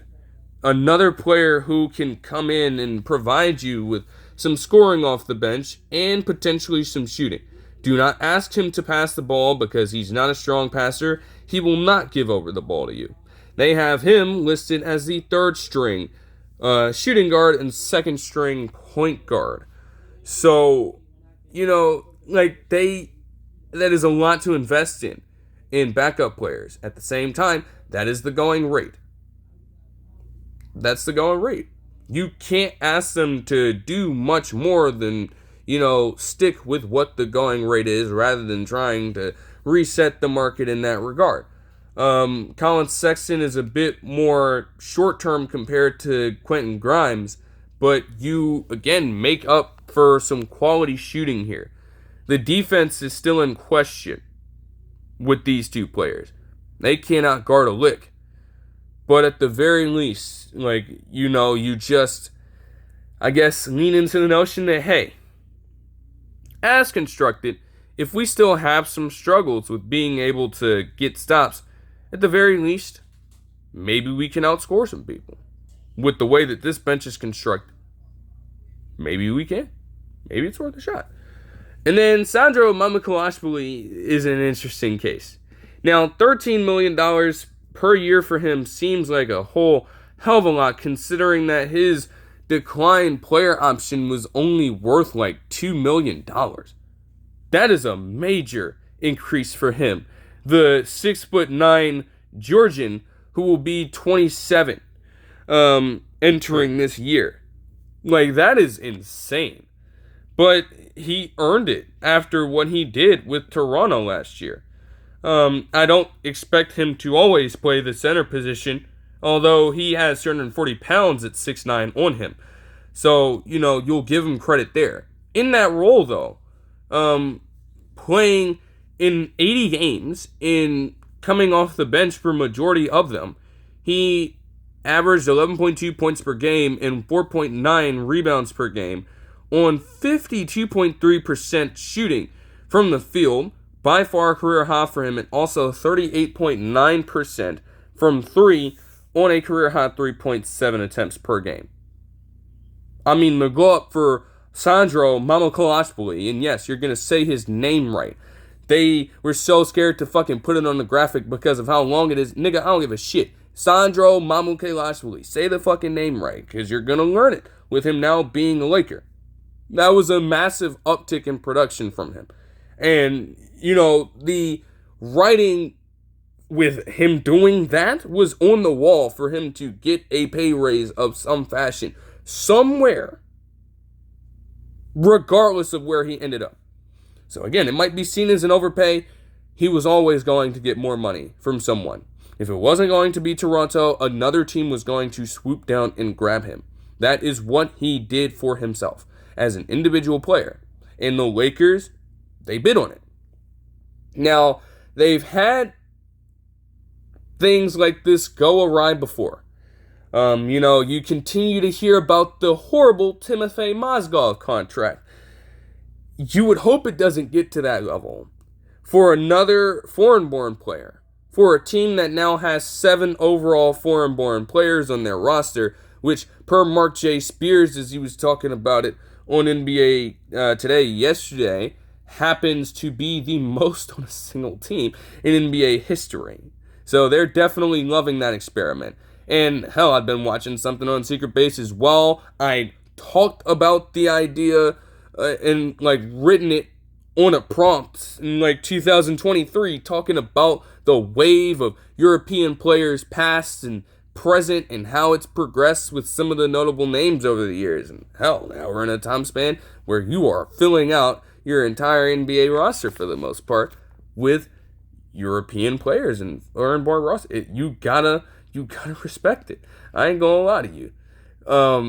But yeah, you get all that from him. Now, Mamukelashvili also is a decent enough defender. I will say, though, as they continue to get closer to filling out this team, defense isn't going to cut it. If they do elect to give him more time, in fact, they had him starting over Jarrett Vanderbilt at a certain point for the projections. They changed it to him being a third-string center behind DeAndre Ayton, and I still, again, want DeAndre Ayton's ass gone. All right? Gone. Okay? You do all that you need to do to have your free agents get the reps they need to make the impact they want you to have, the team, right? You have to be able to do that. So I respect the Lakers for going out and getting after it. There are still some holes in this roster, especially in the defensive end, and especially with their perimeter defense, and still some shooting. But if they can figure that out, having this stretch of going after 4 players in a row like that, who can come in and supplement roles that you just lost, it could be seen in multiple ways, but I think it's pretty damn smart on their end, and I'll give them the credit that is due for it. The Warriors signed De'Anthony Melton to a 2-year, $11 million deal with a player option in year 2. He put together, a decent year for the Warriors. It's just a matter of him staying on the floor, honestly. And it's man, hey, man, whatever you can do to, I guess, retain enough space. Because, again, if they're going to take a big swing, whatever the case may be, De'Anthony Melton is one of those players that's not going to warrant a lot of money. So you understand why he'd take a deal like this. The Warriors, even with adding in a player option for him, they are trying to keep as much of their books open as possible when it comes to the dollar amount. They are not kidding around. They're attempting to do something, and they are not hiding it. De'Anthony Melton is also, a pretty core piece defensively of the team. So it makes sense to keep him. The Raptors signed Alijah Martin to a 2-year, $4.8 million deal. Whoa. $4.8 million deal. Martin was another second-round pick out of Florida this time for Toronto that they decided, hey, in the limited opportunities he had last season, he showed us some good contributions. So we will, in a pretty low leverage way, keep our attention to him and keep him on the team. So I respect that as well. The Pacers signed Kelly Oubre Jr. to a 2-year, $17 million deal, which I love. It gives them some more athleticism, and for a little cheaper even than I think Obi Toppin was, although he's still there right now. You have Kelly Oubre Jr. listed as a third-string small forward and power forward. I think that'll advance up. He's also the second-string shooting guard. Either way, he should be the backup at a particular position. And I do like the idea of that. Genuinely. Oubre Jr. is a player who has moved all over the league, but who has, in many ways grown. I mean, You love to see it. He typically had struggled to really space the floor, and here he is in Philadelphia, managing to become a 36% three-point shooter from the field, which was a career high for him, and also averaging 14.1 points per game, really holding it down as a starter in instances especially where the player who is literally about to be brought up in just a little bit was hurt and was not available. It was Kelly Oubre Jr. rise to the occasion and sometimes keep that 76ers team afloat.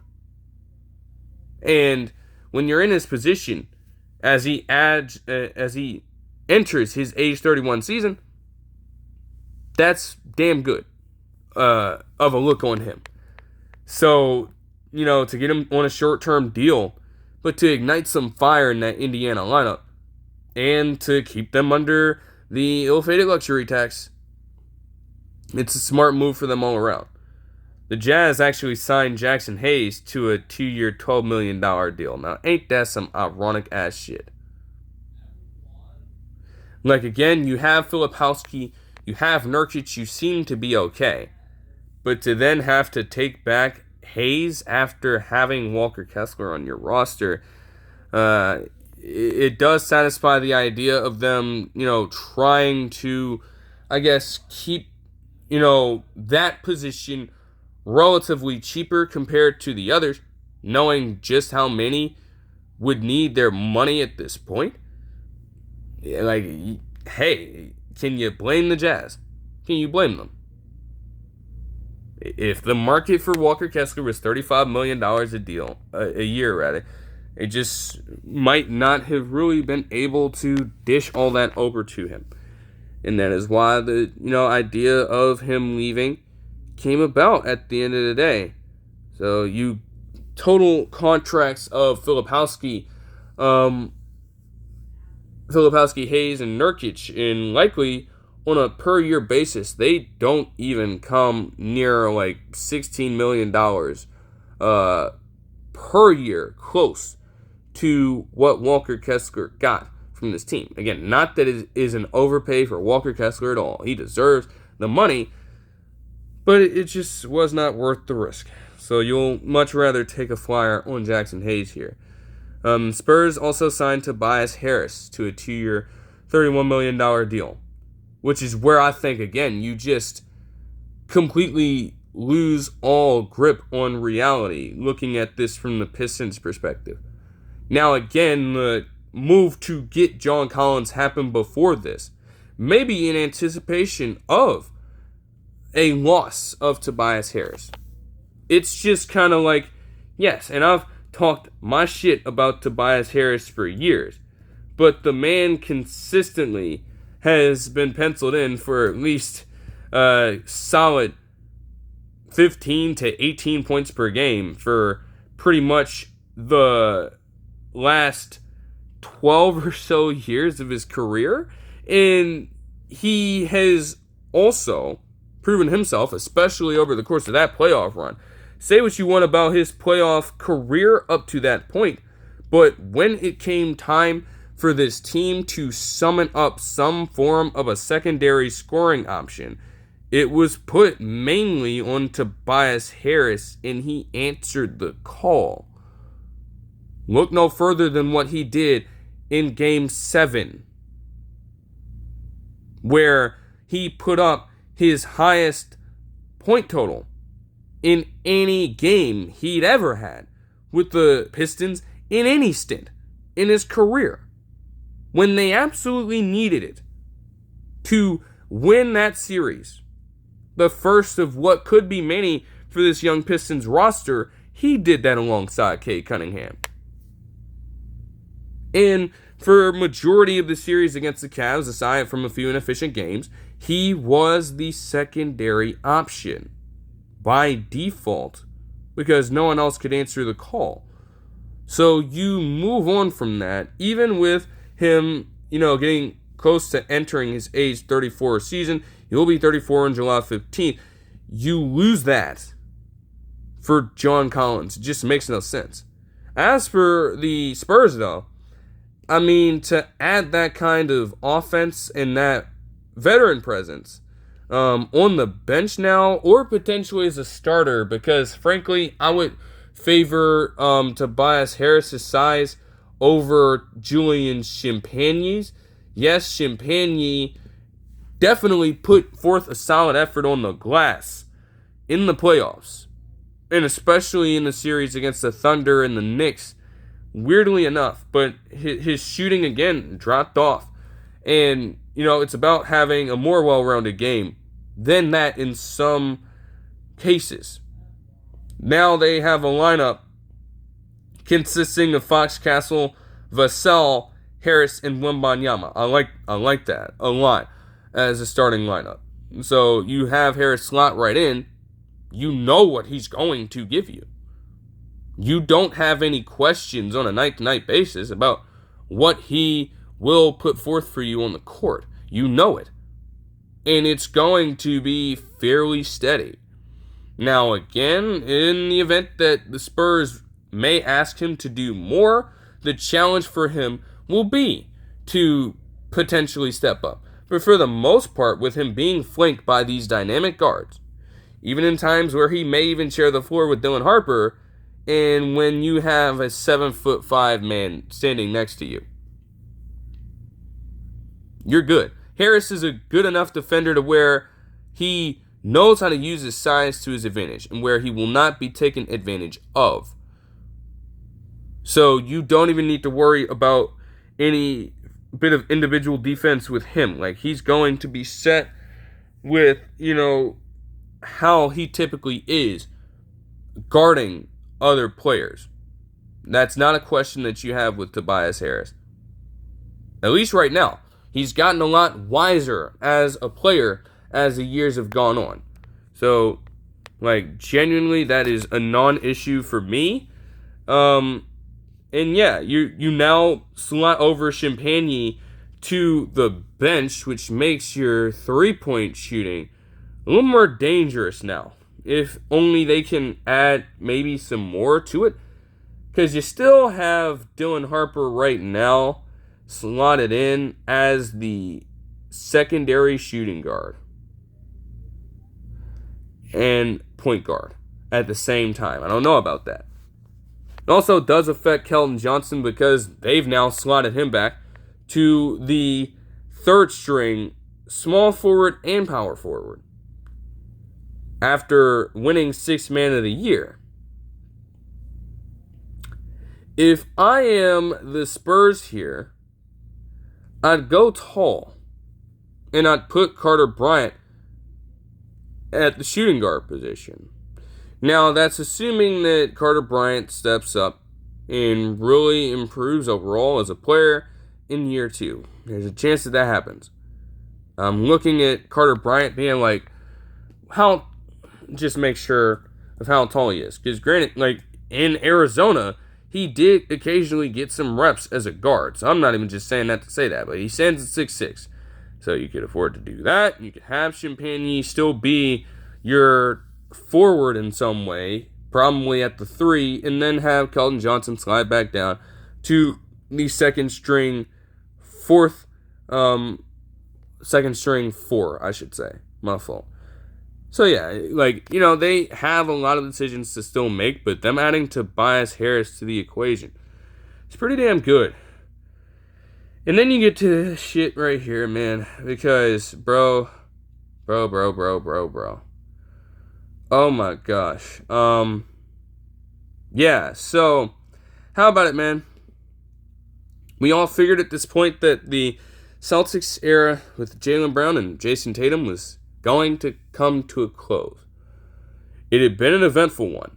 Those guys were perennial Eastern Conference Finals appearance makers. Perennial. From the moment they stepped onto the court together.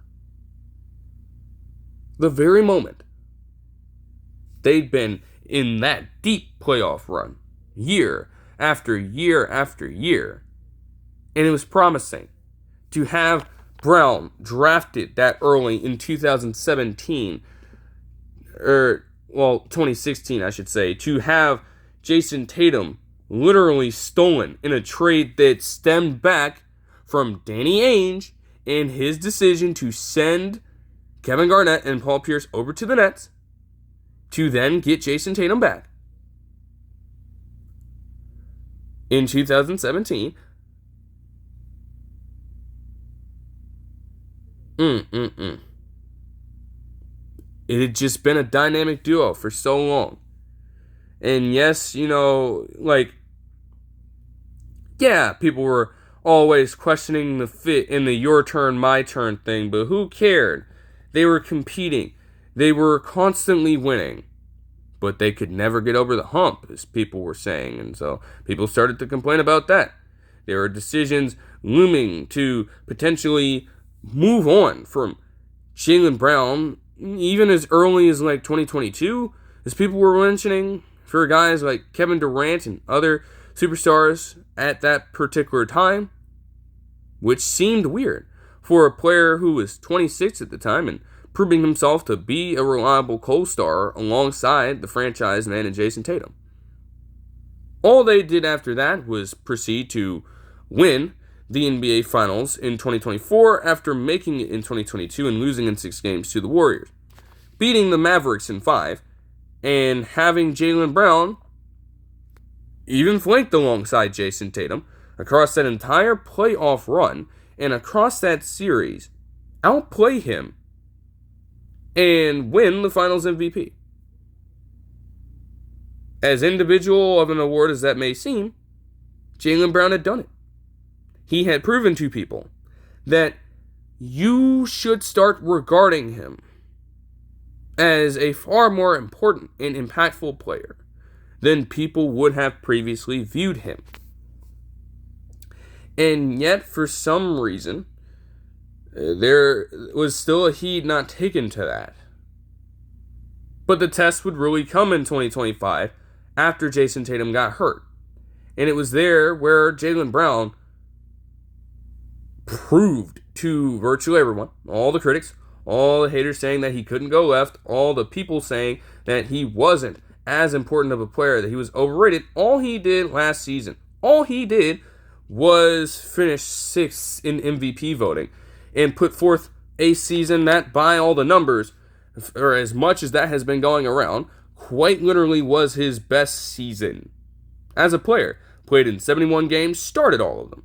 Averaged 28.7 points per game and 6.9 rebounds per, along with 5.1 assists, while shooting 47.7% from the field and making an All-NBA second team somehow, which is wild, to say the least. But Jayson Tatum just had to come back, and it threw things off in some fashion. But there were still, a clamor. There were still signs that this team, with Jaylen Brown elevating himself into that number 1 caliber player, and having Jayson Tatum back, that they could go all the way. In fact, people were saying as early as prior to the first game of the series versus 76ers, that it could be done, that they would, in fact, get there. And no. Because for the first time in franchise history, after they went up for 3-1, everyone lost their touch from the field. Everyone lost their touch from the 3-point line. This team consistently lives by that motto. And with Jayson Tatum also being out for Game 7, this team got awkward with their starting decisions, opting to even go for starting Ron Harper and benching Ron Harper Jr. and benching Nikola Vucevic, as I mentioned before, with Keita also being in foul trouble for most of the series. So that left them in a weird state, regardless of whatever the case may be. And with the return of Joel Embiid in Game 4, they lost the series and lost a playoff series for the very first time in 33 tries after being up 3-1. It had never happened before. Never when they were leading. And it happened. Then all the chaos surrounding Jaylen Brown started to begin. Now, again, with him, getting on the live stream, addressing this alleged agenda that the NBA had out for him, alleging that, Joel Embiid, not even alleging, calling out Joel Embiid for flopping when he was kind of doing the same thing. And, the quote ran a world of him saying that it was his favorite season. Just mere hours after they had lost. Although, you think about the quote, you look at the numbers, and he did have a great individual year. The best he's had in his career up to this point. It rubbed people the wrong way. The entire media created a firestorm surrounding this that just did not stop. You could not escape it. It was literally every single day hearing something about Jaylen Brown, saying something or having to respond to something as the result of another person in the media saying something completely wild and completely out of the blue in regards to Jaylen Brown. It got ugly. And with those conversations heating back up, with seeing what was going on as well surrounding Giannis Antetokounmpo, the Celtics hearing all this noise, it got to them in some way. And it got them thinking in some fashion that maybe Jaylen Brown wasn't as important as we once thought. So let's try this again. Let's see what we can get for him this time. And, man,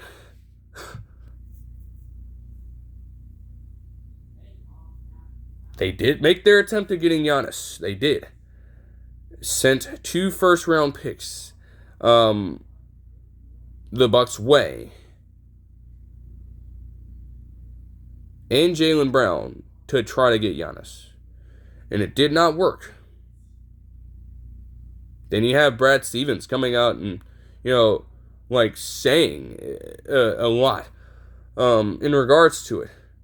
Trying to, diffuse the smoke, but doing a poor job of doing so. As they still aggressively tried to shop him around to see what they would get. All the while, and I want to make this point very clear right now before even saying anything else, Jaylen Brown never requested a trade, never once uttered his mouth to say that he wanted out of Boston. Okay, he never said it. Never. Now, yes, he, had a bit of, combative response to all of this. Because it's like, damn, what is it? What is you saying fuck me for? Okay, fuck you then. Literally. Bro, there's no way, man. You just cannot. You can't do it, man. It's insane to see. Everything had apparently been going so well for the Celtics. And then as all of this continues to pile on, the relationship reached the point of no return. Now, I am firm in understanding that in some manner they had to trade him. Because keeping the team intact like that and having it be addressed that you tried to trade him for Giannis and failed to do so, there was no scenario in which he was going to be able to return to that locker room, return to that front office, and have everything go smoothly and according to plan. It was lost. There was no point of reconciliation the second that news came out. So you had to trade him. I am fully behind that idea. But man, this return is ass. This return is ass. And frankly, confusing as shit. Just... Man, where do you even begin with this shit? Just look at this and you tell me any sense to you. Does it? Take it in. For every single bit of terror jumping off your screen genuinely, how can you convince someone this happened? Chris Ray of The Ringer, with Van Lathan telling him about it, could not believe it. Bill Simmons had something earlier in the morning about this.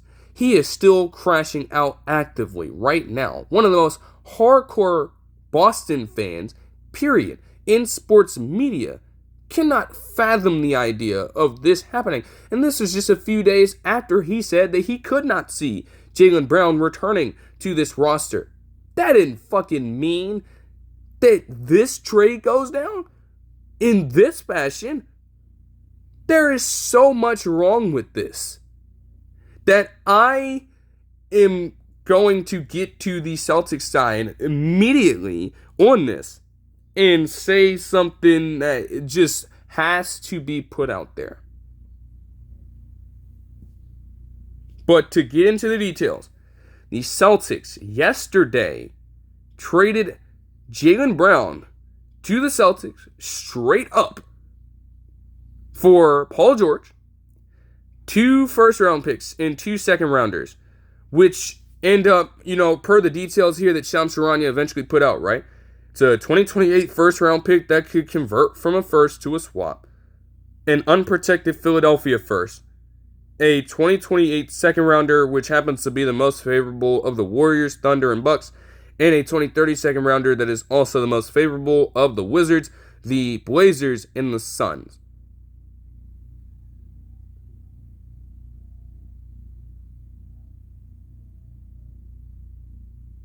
Now, again, all that most favorable stuff is what it is, right? But at the end of the day, aside from the unprotected first, none of these picks are really owned by the 76ers when you really think about it.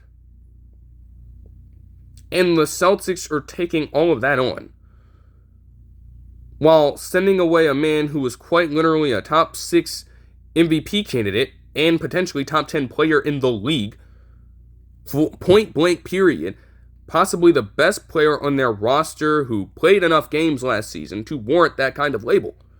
You send him away for picks that might not even end up being worth all that much.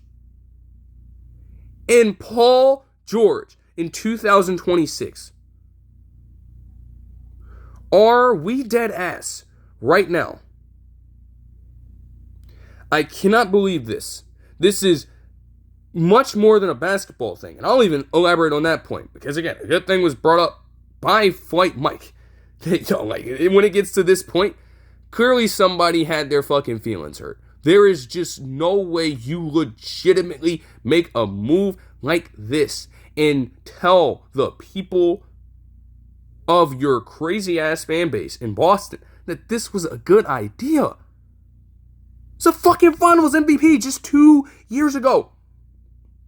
How do we, in back-to-back years, see a player in Luka Doncic who led that team in the Mavericks to the NBA Finals get traded just a few months later, and then have Jaylen Brown in just the span of 2 years after a Finals MVP win and a championship win get fucking traded from this team?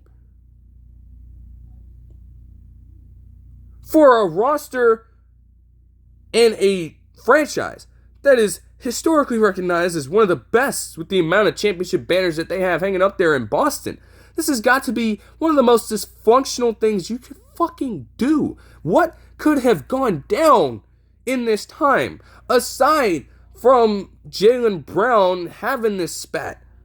Because there's no way, and with some of the shit that I heard, oh my gosh, it has to go deeper than this. Because there has to be some delusion going on here.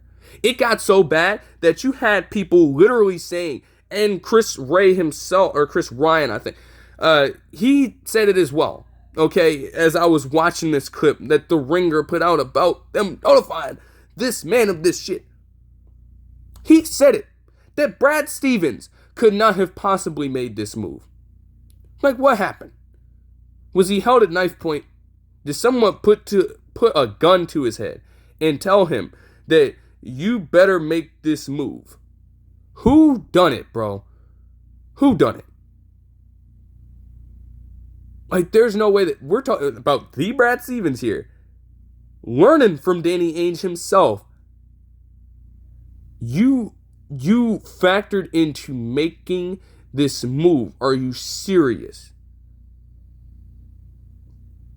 And right now, I'm going to say it. When you move on from a guy who is a top 6 MVP candidate and a finals MVP winner, it's going to be hard to replace that straight up. It's going to be hard to do. You think your best shot at doing that is getting a man in Paul George who quite literally was suspended 25 games for violating the league's substance use policy, okay? On top of already being very fragile the second that he got to Philadelphia. He barely appeared in any games, playing in just 78 out of a possible 161. 162.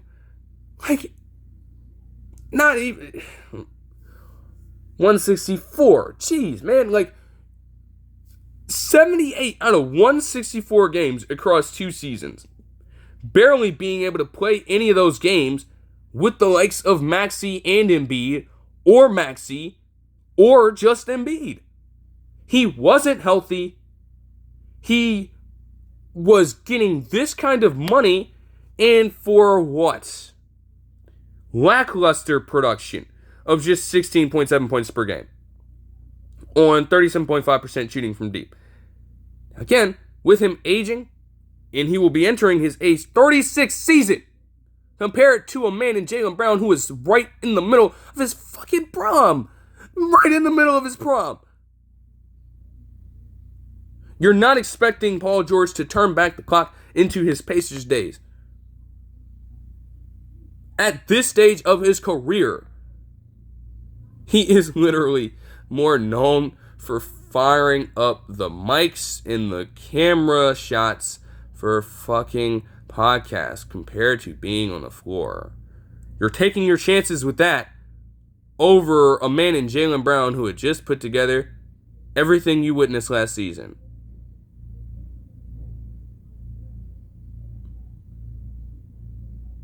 You have got to try, in my opinion, because I refuse, and I'm telling you, I refuse to believe that this was their plan B. The Kevin Durant's of the world were alleged to be in the market for Jaylen Brown. The Giannis's were allegedly on the market, and you made the deal for them. There were rumors of you sending Jaylen Brown to Houston for some form of a return. There's no way that this could have been your plan B, even if all those things failed. For Podcast P, in 2026, that's your plan B. I refuse to believe it. As I've been saying the whole time, and maybe I just sound like a crazy person, they have to try to fucking flip his contract into something else. There's no way that they really think that keeping Paul George is the solution. Yes, Jaylen Brown and the chemistry for this team would have been shot if he were to stay. Paul George is about to provide you with next to nothing. Y'all think all of a sudden he's going to turn not only into just Paul George, but Paul Pierce even. No, that's not what you're getting from him. It is, that era of his career is far past him now. It is over. And he cannot regain that back now. No. You have to flip his contract into something else. Maybe you can get yourself another player who can actually complement Jason Tatum very well, because you're in the same position. On this team, you still have Derek White there now, who becomes the PG1. Paul George on some nights might end up being your secondary option, and that would still be the idea of, hey, it's your turn, my turn, with Tatum being the lead man, as he could be potentially trying to do the same thing that Jaylen Brown was, but that's not going to be as sustainable. That just is not going to be as sustainable. I'm sorry. I just have to be the bearer of bad news there. And, on one end, from that standpoint, you get back draft picks that help, but again, they don't even have that much value right now as it stands. You only save like $4 million a year.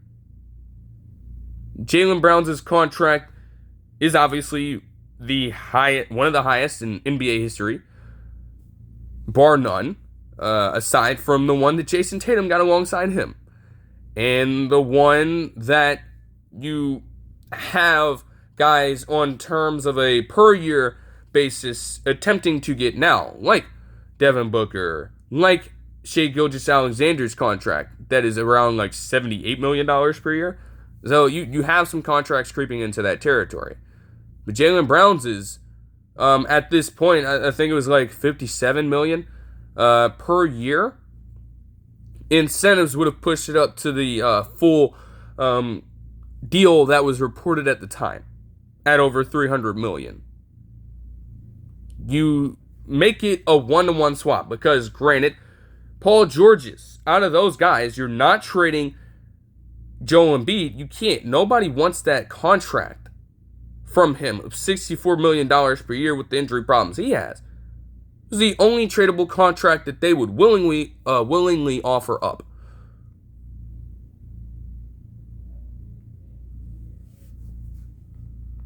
You only save $4 million a year. It's not even like you, after years of the Celtics trying to get far below the second apron, you're like right near it again with this contract for a player who is far less productive. It just doesn't make sense. And then, not to mention, you allow the team that for the first time in your history, franchise history, forced you out of the playoffs after being up 3-1 in a series. You do business with another fucking division rival after having the Celtics do the same thing by poaching the Knicks of Mitchell Robinson. You allow the fucking 76ers to get their hands on a player they had literally just beaten to eliminate this team in general from playoff contention last year. And the root of all of the discourse that took place after the series, with everything that Jaylen Brown was saying. Although it does make things awkward as well that he called out Jaylen Brown or Joel Embiid for flopping, and now they're teammates. But why the fuck would you give them a re-up of that kind to help the 76ers get younger? Have more consistency at that position than Paul George's ass could ever offer them with a player who just appeared in 71 games last year in Jaylen Brown. Paul George could only wish for that kind of durability right now. You hand it to them for nothing. Nothing in return. You think the 76ers give a shit about those picks? Knowing that they have a guy who, even in the event that Joel Embiid may go down with an injury, you have Jaylen Brown still there to play alongside Tyrese Maxey. You helped them out in the greatest way they could have possibly asked for. They were desperate, so fucking desperate to find a suitor to move on from this Paul George contract. And you, of all teams, are the one to take it on. An Atlantic Division rival of theirs. It is fucking crazy, mind-blowing that they did some shit like this. And then you get into some other things surrounding this. Because again, Paul George fit alongside Jayson Tatum is going to be just as weird. And he's not even the same caliber of player. Like the basketball side of things, it's not really going to move the needle at all for the Celtics. It makes them worse at that co-star position. Unless they find a creative way to flip his contract, which again, with the money involved, I don't even think that they can do as much as I would hope that they can. I'm still in denial, and I'm not even a fan of either of these teams. I'm a Warriors fan. I have no dog in this fight. I am in pure denial at what the hell came out about this trade. There's no way they possibly thought that this was a good idea. And, oh yeah, they had the gall to go bold. They had the gall to go real bold. Paul George was the only tradable contract that could match up in terms of money. But there still was room for the 76ers to add additional players if they wanted to. There was a report that Shams Charania came out with afterwards suggesting that they were trying to get VJ Edgecombe in the deal. I'm sorry, what?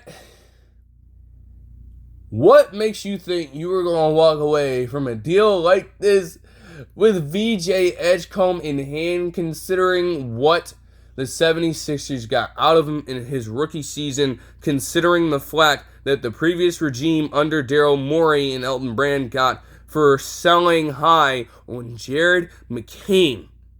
Knowing that they had a Rookie of the Year candidate in their midst, you really think they would actually be dumb enough, be stupid enough like you are, to sell on one of their primary options? There is no shot in hell that was going to go through. Not on the 76ers' watch. Not under Jameer Nelson's and Mike Ganzi's watches. Hell no. Get the hell on with that. And then you settle for, again, I can't believe that they thought that this was a good plan B option. Then you settle for Paul George. Like a good boy. Like, man, come on, man. Come on. That's ridiculous. That's ridiculous, man.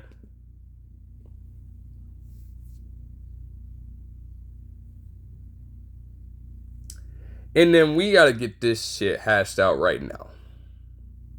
Because the Celtics are not even the only Eastern Conference team to bring up all this stuff about analytics this and analytics that. Analytically speaking, we won 2 out of the 3.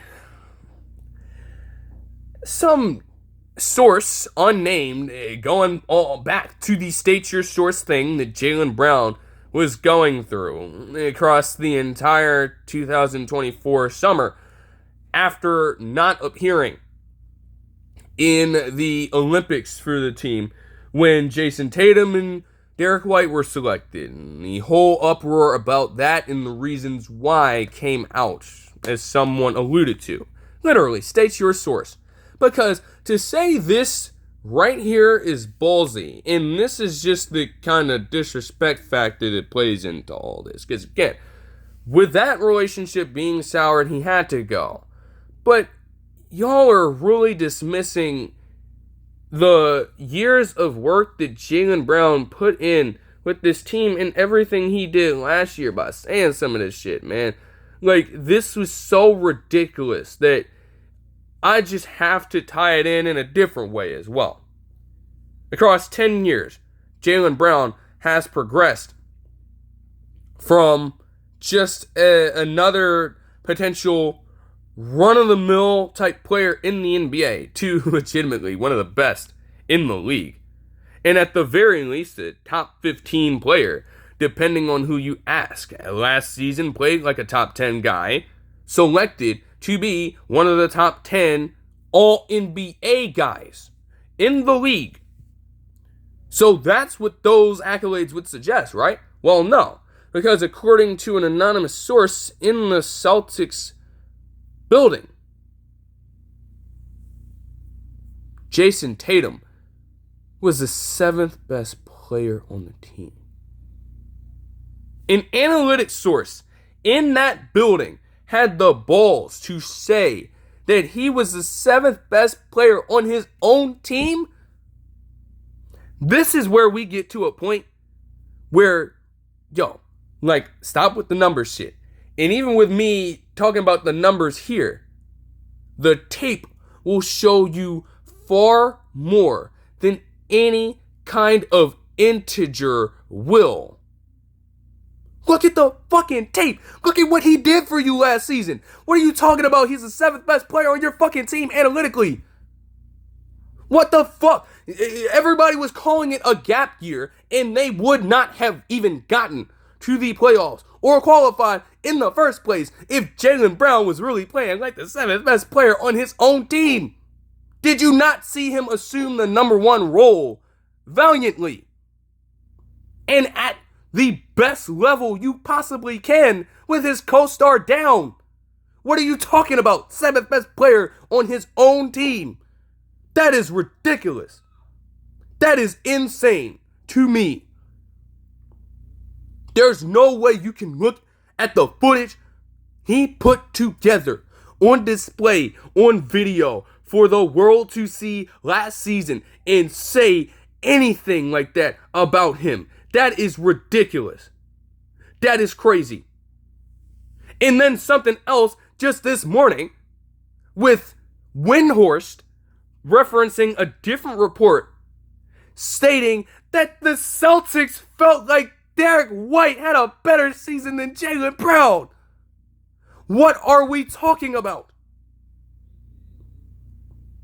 So when you see Jaylen Brown coming out and, attacking ESPN and some of the other stuff that he will be saying throughout this entire time, going after the critics, can you wholly blame him if this is shit that is being said about him? If he is constantly feeling like he is already been underrated and disrespected, how many times are you trying to fucking spit in this nigga's face? Like, there's no way. What do you mean he had a worse season than Derek White? Who, again, Derek White is a solid co-star. No disrespect. I'm sorry, did you not see how abhorrent Derek White was in the same playoff series where you could put it on everybody? And even if I'm saying that he quite literally was a solid co-star, the nigga shot 32.7% from 3 last year. He shot 39.4% from field. So it's not even like he was as efficient in compared to what Jaylen Brown did in the same playoff run. This man averaged 11.1 points per game and 27.3% shoot from 3-point range in the fucking 7 games that he played in. What the fuck are you talking about? Jaylen Brown had a worse season than the same guy who just did that in the same playoff series, and also say in the same time frame that he is the 7th best player on his own team. All that coming from your own building because your asses are too fucking scared to put a name on it. Like Jaylen Brown said, say your fucking source. Come out and say it then. If you're so big, bad, and bold to come out with that shit right now, put a fucking name on it. Come out and say it with some fucking emphasis. Put your fucking chest in it. Say it out loud then. If that's how you really feel. It's ridiculous. And again, they don't want to do that because their asses will get roasted. What are you talking about? You have to be out of your fucking mind. Literally. I don't care if you're an analytics source. You can shove that shit up your ass.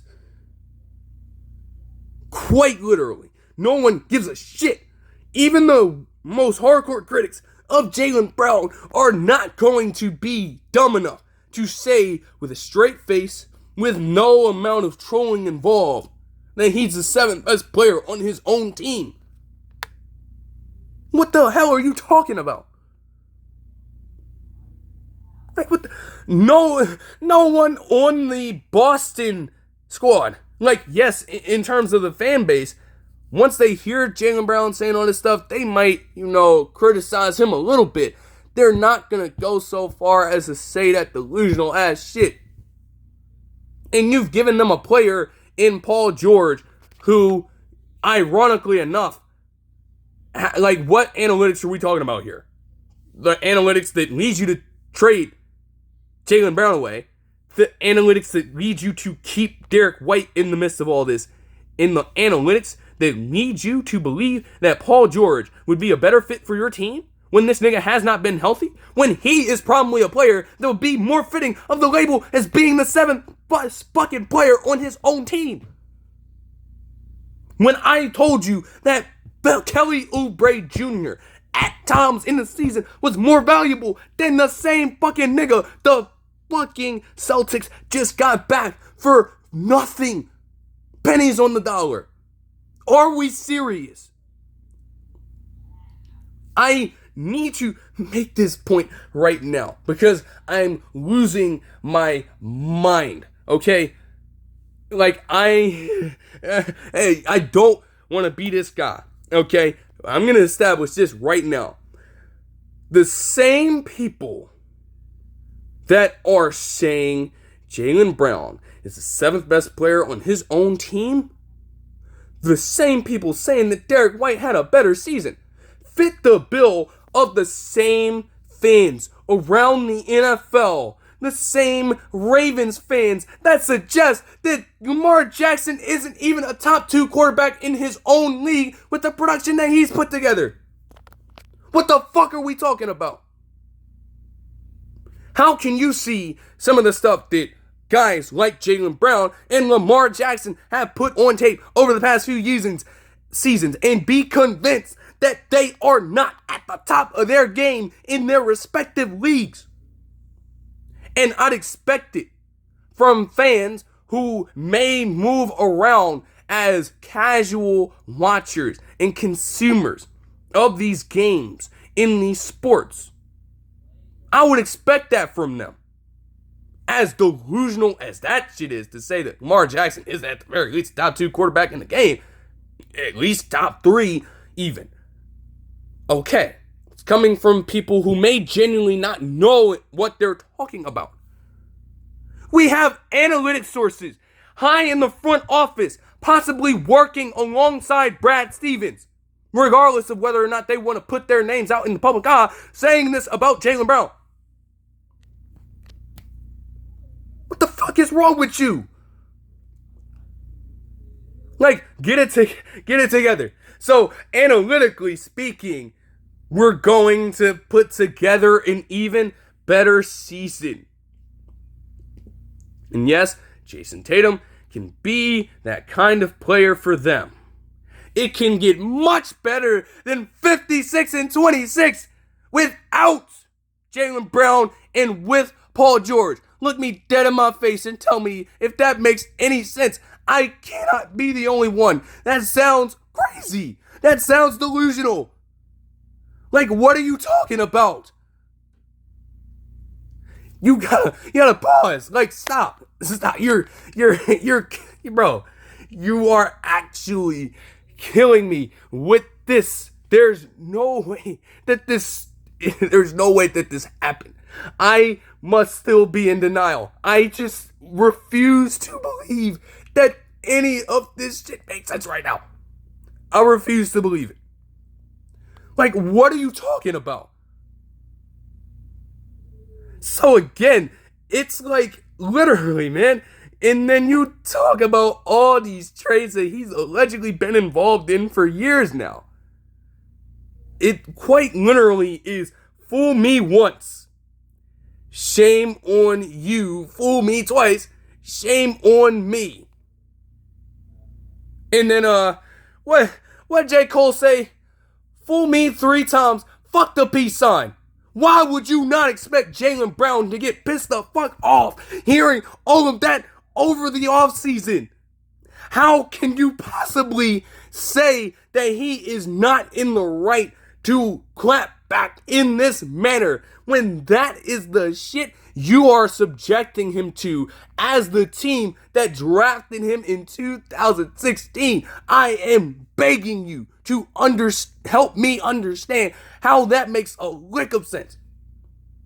Yes, Brown may have brought some of this on himself to a point of no return, but at the same damn time, can you actually think before you speak?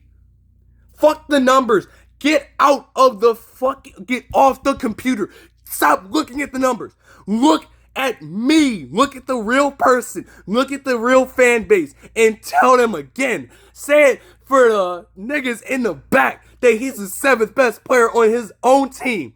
And go have him in Philadelphia prove to you exactly why that is far from the case. While he still is one of the best players in the league. And Paul George continues to decline as he nears 40. Like, what are we doing? This is crazy, man. Oh my gosh. Like, we clearly understand who got the better end of the deal. 76ers aren't worried about the picks if you're getting back in finals MVP caliber. Sixth place finish in MVP voting caliber. Jaylen Brown back. They clearly won the deal. I don't even need to spend time expounding on that. These niggas deserve to be roasted. This is crazy. You are out of your mind. You have lost all your brain cells. There is no shot that I can sit here and make any sense of this deal. There's no way. Like, oh my gosh, y'all want to talk about Walker Kessler getting traded, bro? The whole idea for the Celtics was to try to get 4 first-round picks back. The whole plan was to try to get 4 first-round picks back for Jaylen Brown. You get back fucking 2. Oh, I gotta get off this. I gotta get off this because this is crazy. This is crazy. Like, you're out of your mind. You're out of your mind, man. I'm gonna be sure to clip that out. Oh my goodness. Yo, like, come on, man. You're actually fucking with me right now. I gotta get off this shit, man. I gotta get off this shit, bro. This is just, like, literally. If I spend any more time on this trade, man, I'm gonna lose my voice. It's done, bro. It's done. Like, the 76ers got them exactly where they wanted them, and the Celtics gave them the exact out that they were looking for. Like, how fucking stupid can you be? How fucking dumb can you be? Oh goodness, man. Alright, I gotta move on, man. The Grizzlies traded Santi Aldama in the draft rights to Tarik Biberovic, to the Mavericks for AJ Johnson, 1 protected first-round pick from the Warriors, and 2 future second-rounders. The Memphis Grizzlies were also able to preserve a $29 million trade exemption that they got from the Jaren Jackson Jr. deal. The Mavericks getting Santi Aldama and adding another wing to the equation actually helps. Especially with his three-point shooting, as this Mavericks team tries to continue to improve on that, because even with the season that Cooper Flagg had last year, right, that was still a hitch in his game that they were trying to improve on. So adding Santi Aldama to the mix is pretty good. They have him listed as a 3rd-string center and power forward behind Moritz Johnson Jr. right now, which makes sense, given that Johnson Jr. provides you with some solid defense right now. And, Santi Aldama, for as good of a shooter as he can be, even with his frame standing at pretty much 7 foot tall, he offers you virtually nothing defensively right now. And that is just not what you want for a player who's going to log a high amount of rotational minutes. I'm sure that Santi Aldama will be able to get some at the very least, being 7 foot tall and 215. Like, he's going to log some pretty substantial minutes with this team, but not enough to, affect them defensively. That's going to be the trick. That's going to be the key. And as long as he's giving you quality shooting, like he shot as high as 36.8% in 2024 from the three-point line. So as long as he's giving you that, it's certainly all right. The Grizzlies being able to protect that trade exception is also important. They shed off another wing, get rid of the logjam that was starting to form there, right? And you still make it about the young guys. They still view this as a Cameron Boozer show, and they look to the future now, continue to do so. I believe that they'd still try to get rid of some more wings on their team at this point, and that could just be the start of it. You're trying to play within the system now and truly complement one another, so it makes sense from what they're trying to do. And if they feel compelled at any point to, make an adjustment, if this doesn't go right, then you can potentially swing another deal for a pretty good role player, at the very least, if that's the exception that you currently hold. Genuinely, it makes sure that, hey, we have a bit of a bubble here. Even if we don't have a player who can match up with the specific amount of money held on the other player's contract, we can throw in this exception to make up some of that difference. That's what an exception would do. So that's pretty smart and important for them to keep that. Biberovic is not going to see too much time with this Mavericks team. He was drafted by the Grizzlies in 2023, stashed away, and he's now entering the league at the age of 25. I don't know, frankly, why they would need him. So you can just view that as another throwaway. And then moving on to the Nuggets, they signed Marvin Bagley III to a 1-year deal. Like that's going to do anything. But okay, sure, I'll bite. If you're going to do that, you still need to get rid of Zeke Naji. There's no need of having both of those two on the same team to commit basketball atrocities and war crimes. There's no need to do that, okay? You realize you have a lot of money wrapped up in Jokic and Murray. Understandable. But, those are the solutions. Of course, again, the money would help if there was more flexibility around. But, damn, there's no way you're settling for that. I don't buy it. I'm not moved by that at all.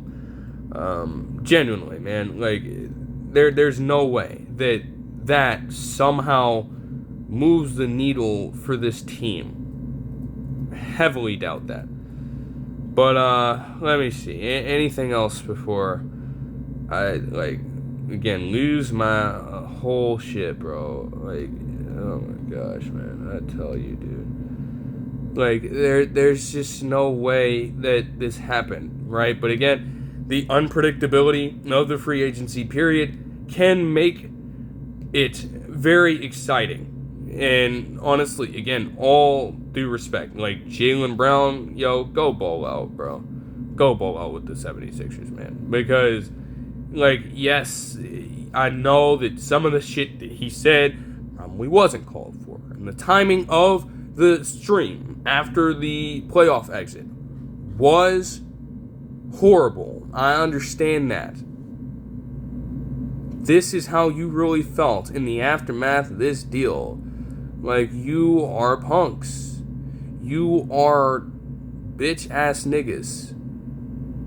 To have this in your mind for whatever reason, just because you're solely listening to the numbers without even paying any attention to what it looks like on the floor, and then you say this after he's traded.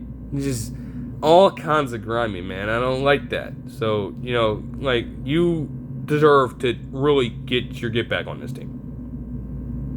Those 76ers Celtics games are going to have a little extra motivation in it for Jaylen Brown now. And maybe unconsciously for Jason Tatum, depending on how he himself, although he will not address the media in situations like this, right? He could be feeling some kind of way about this as well.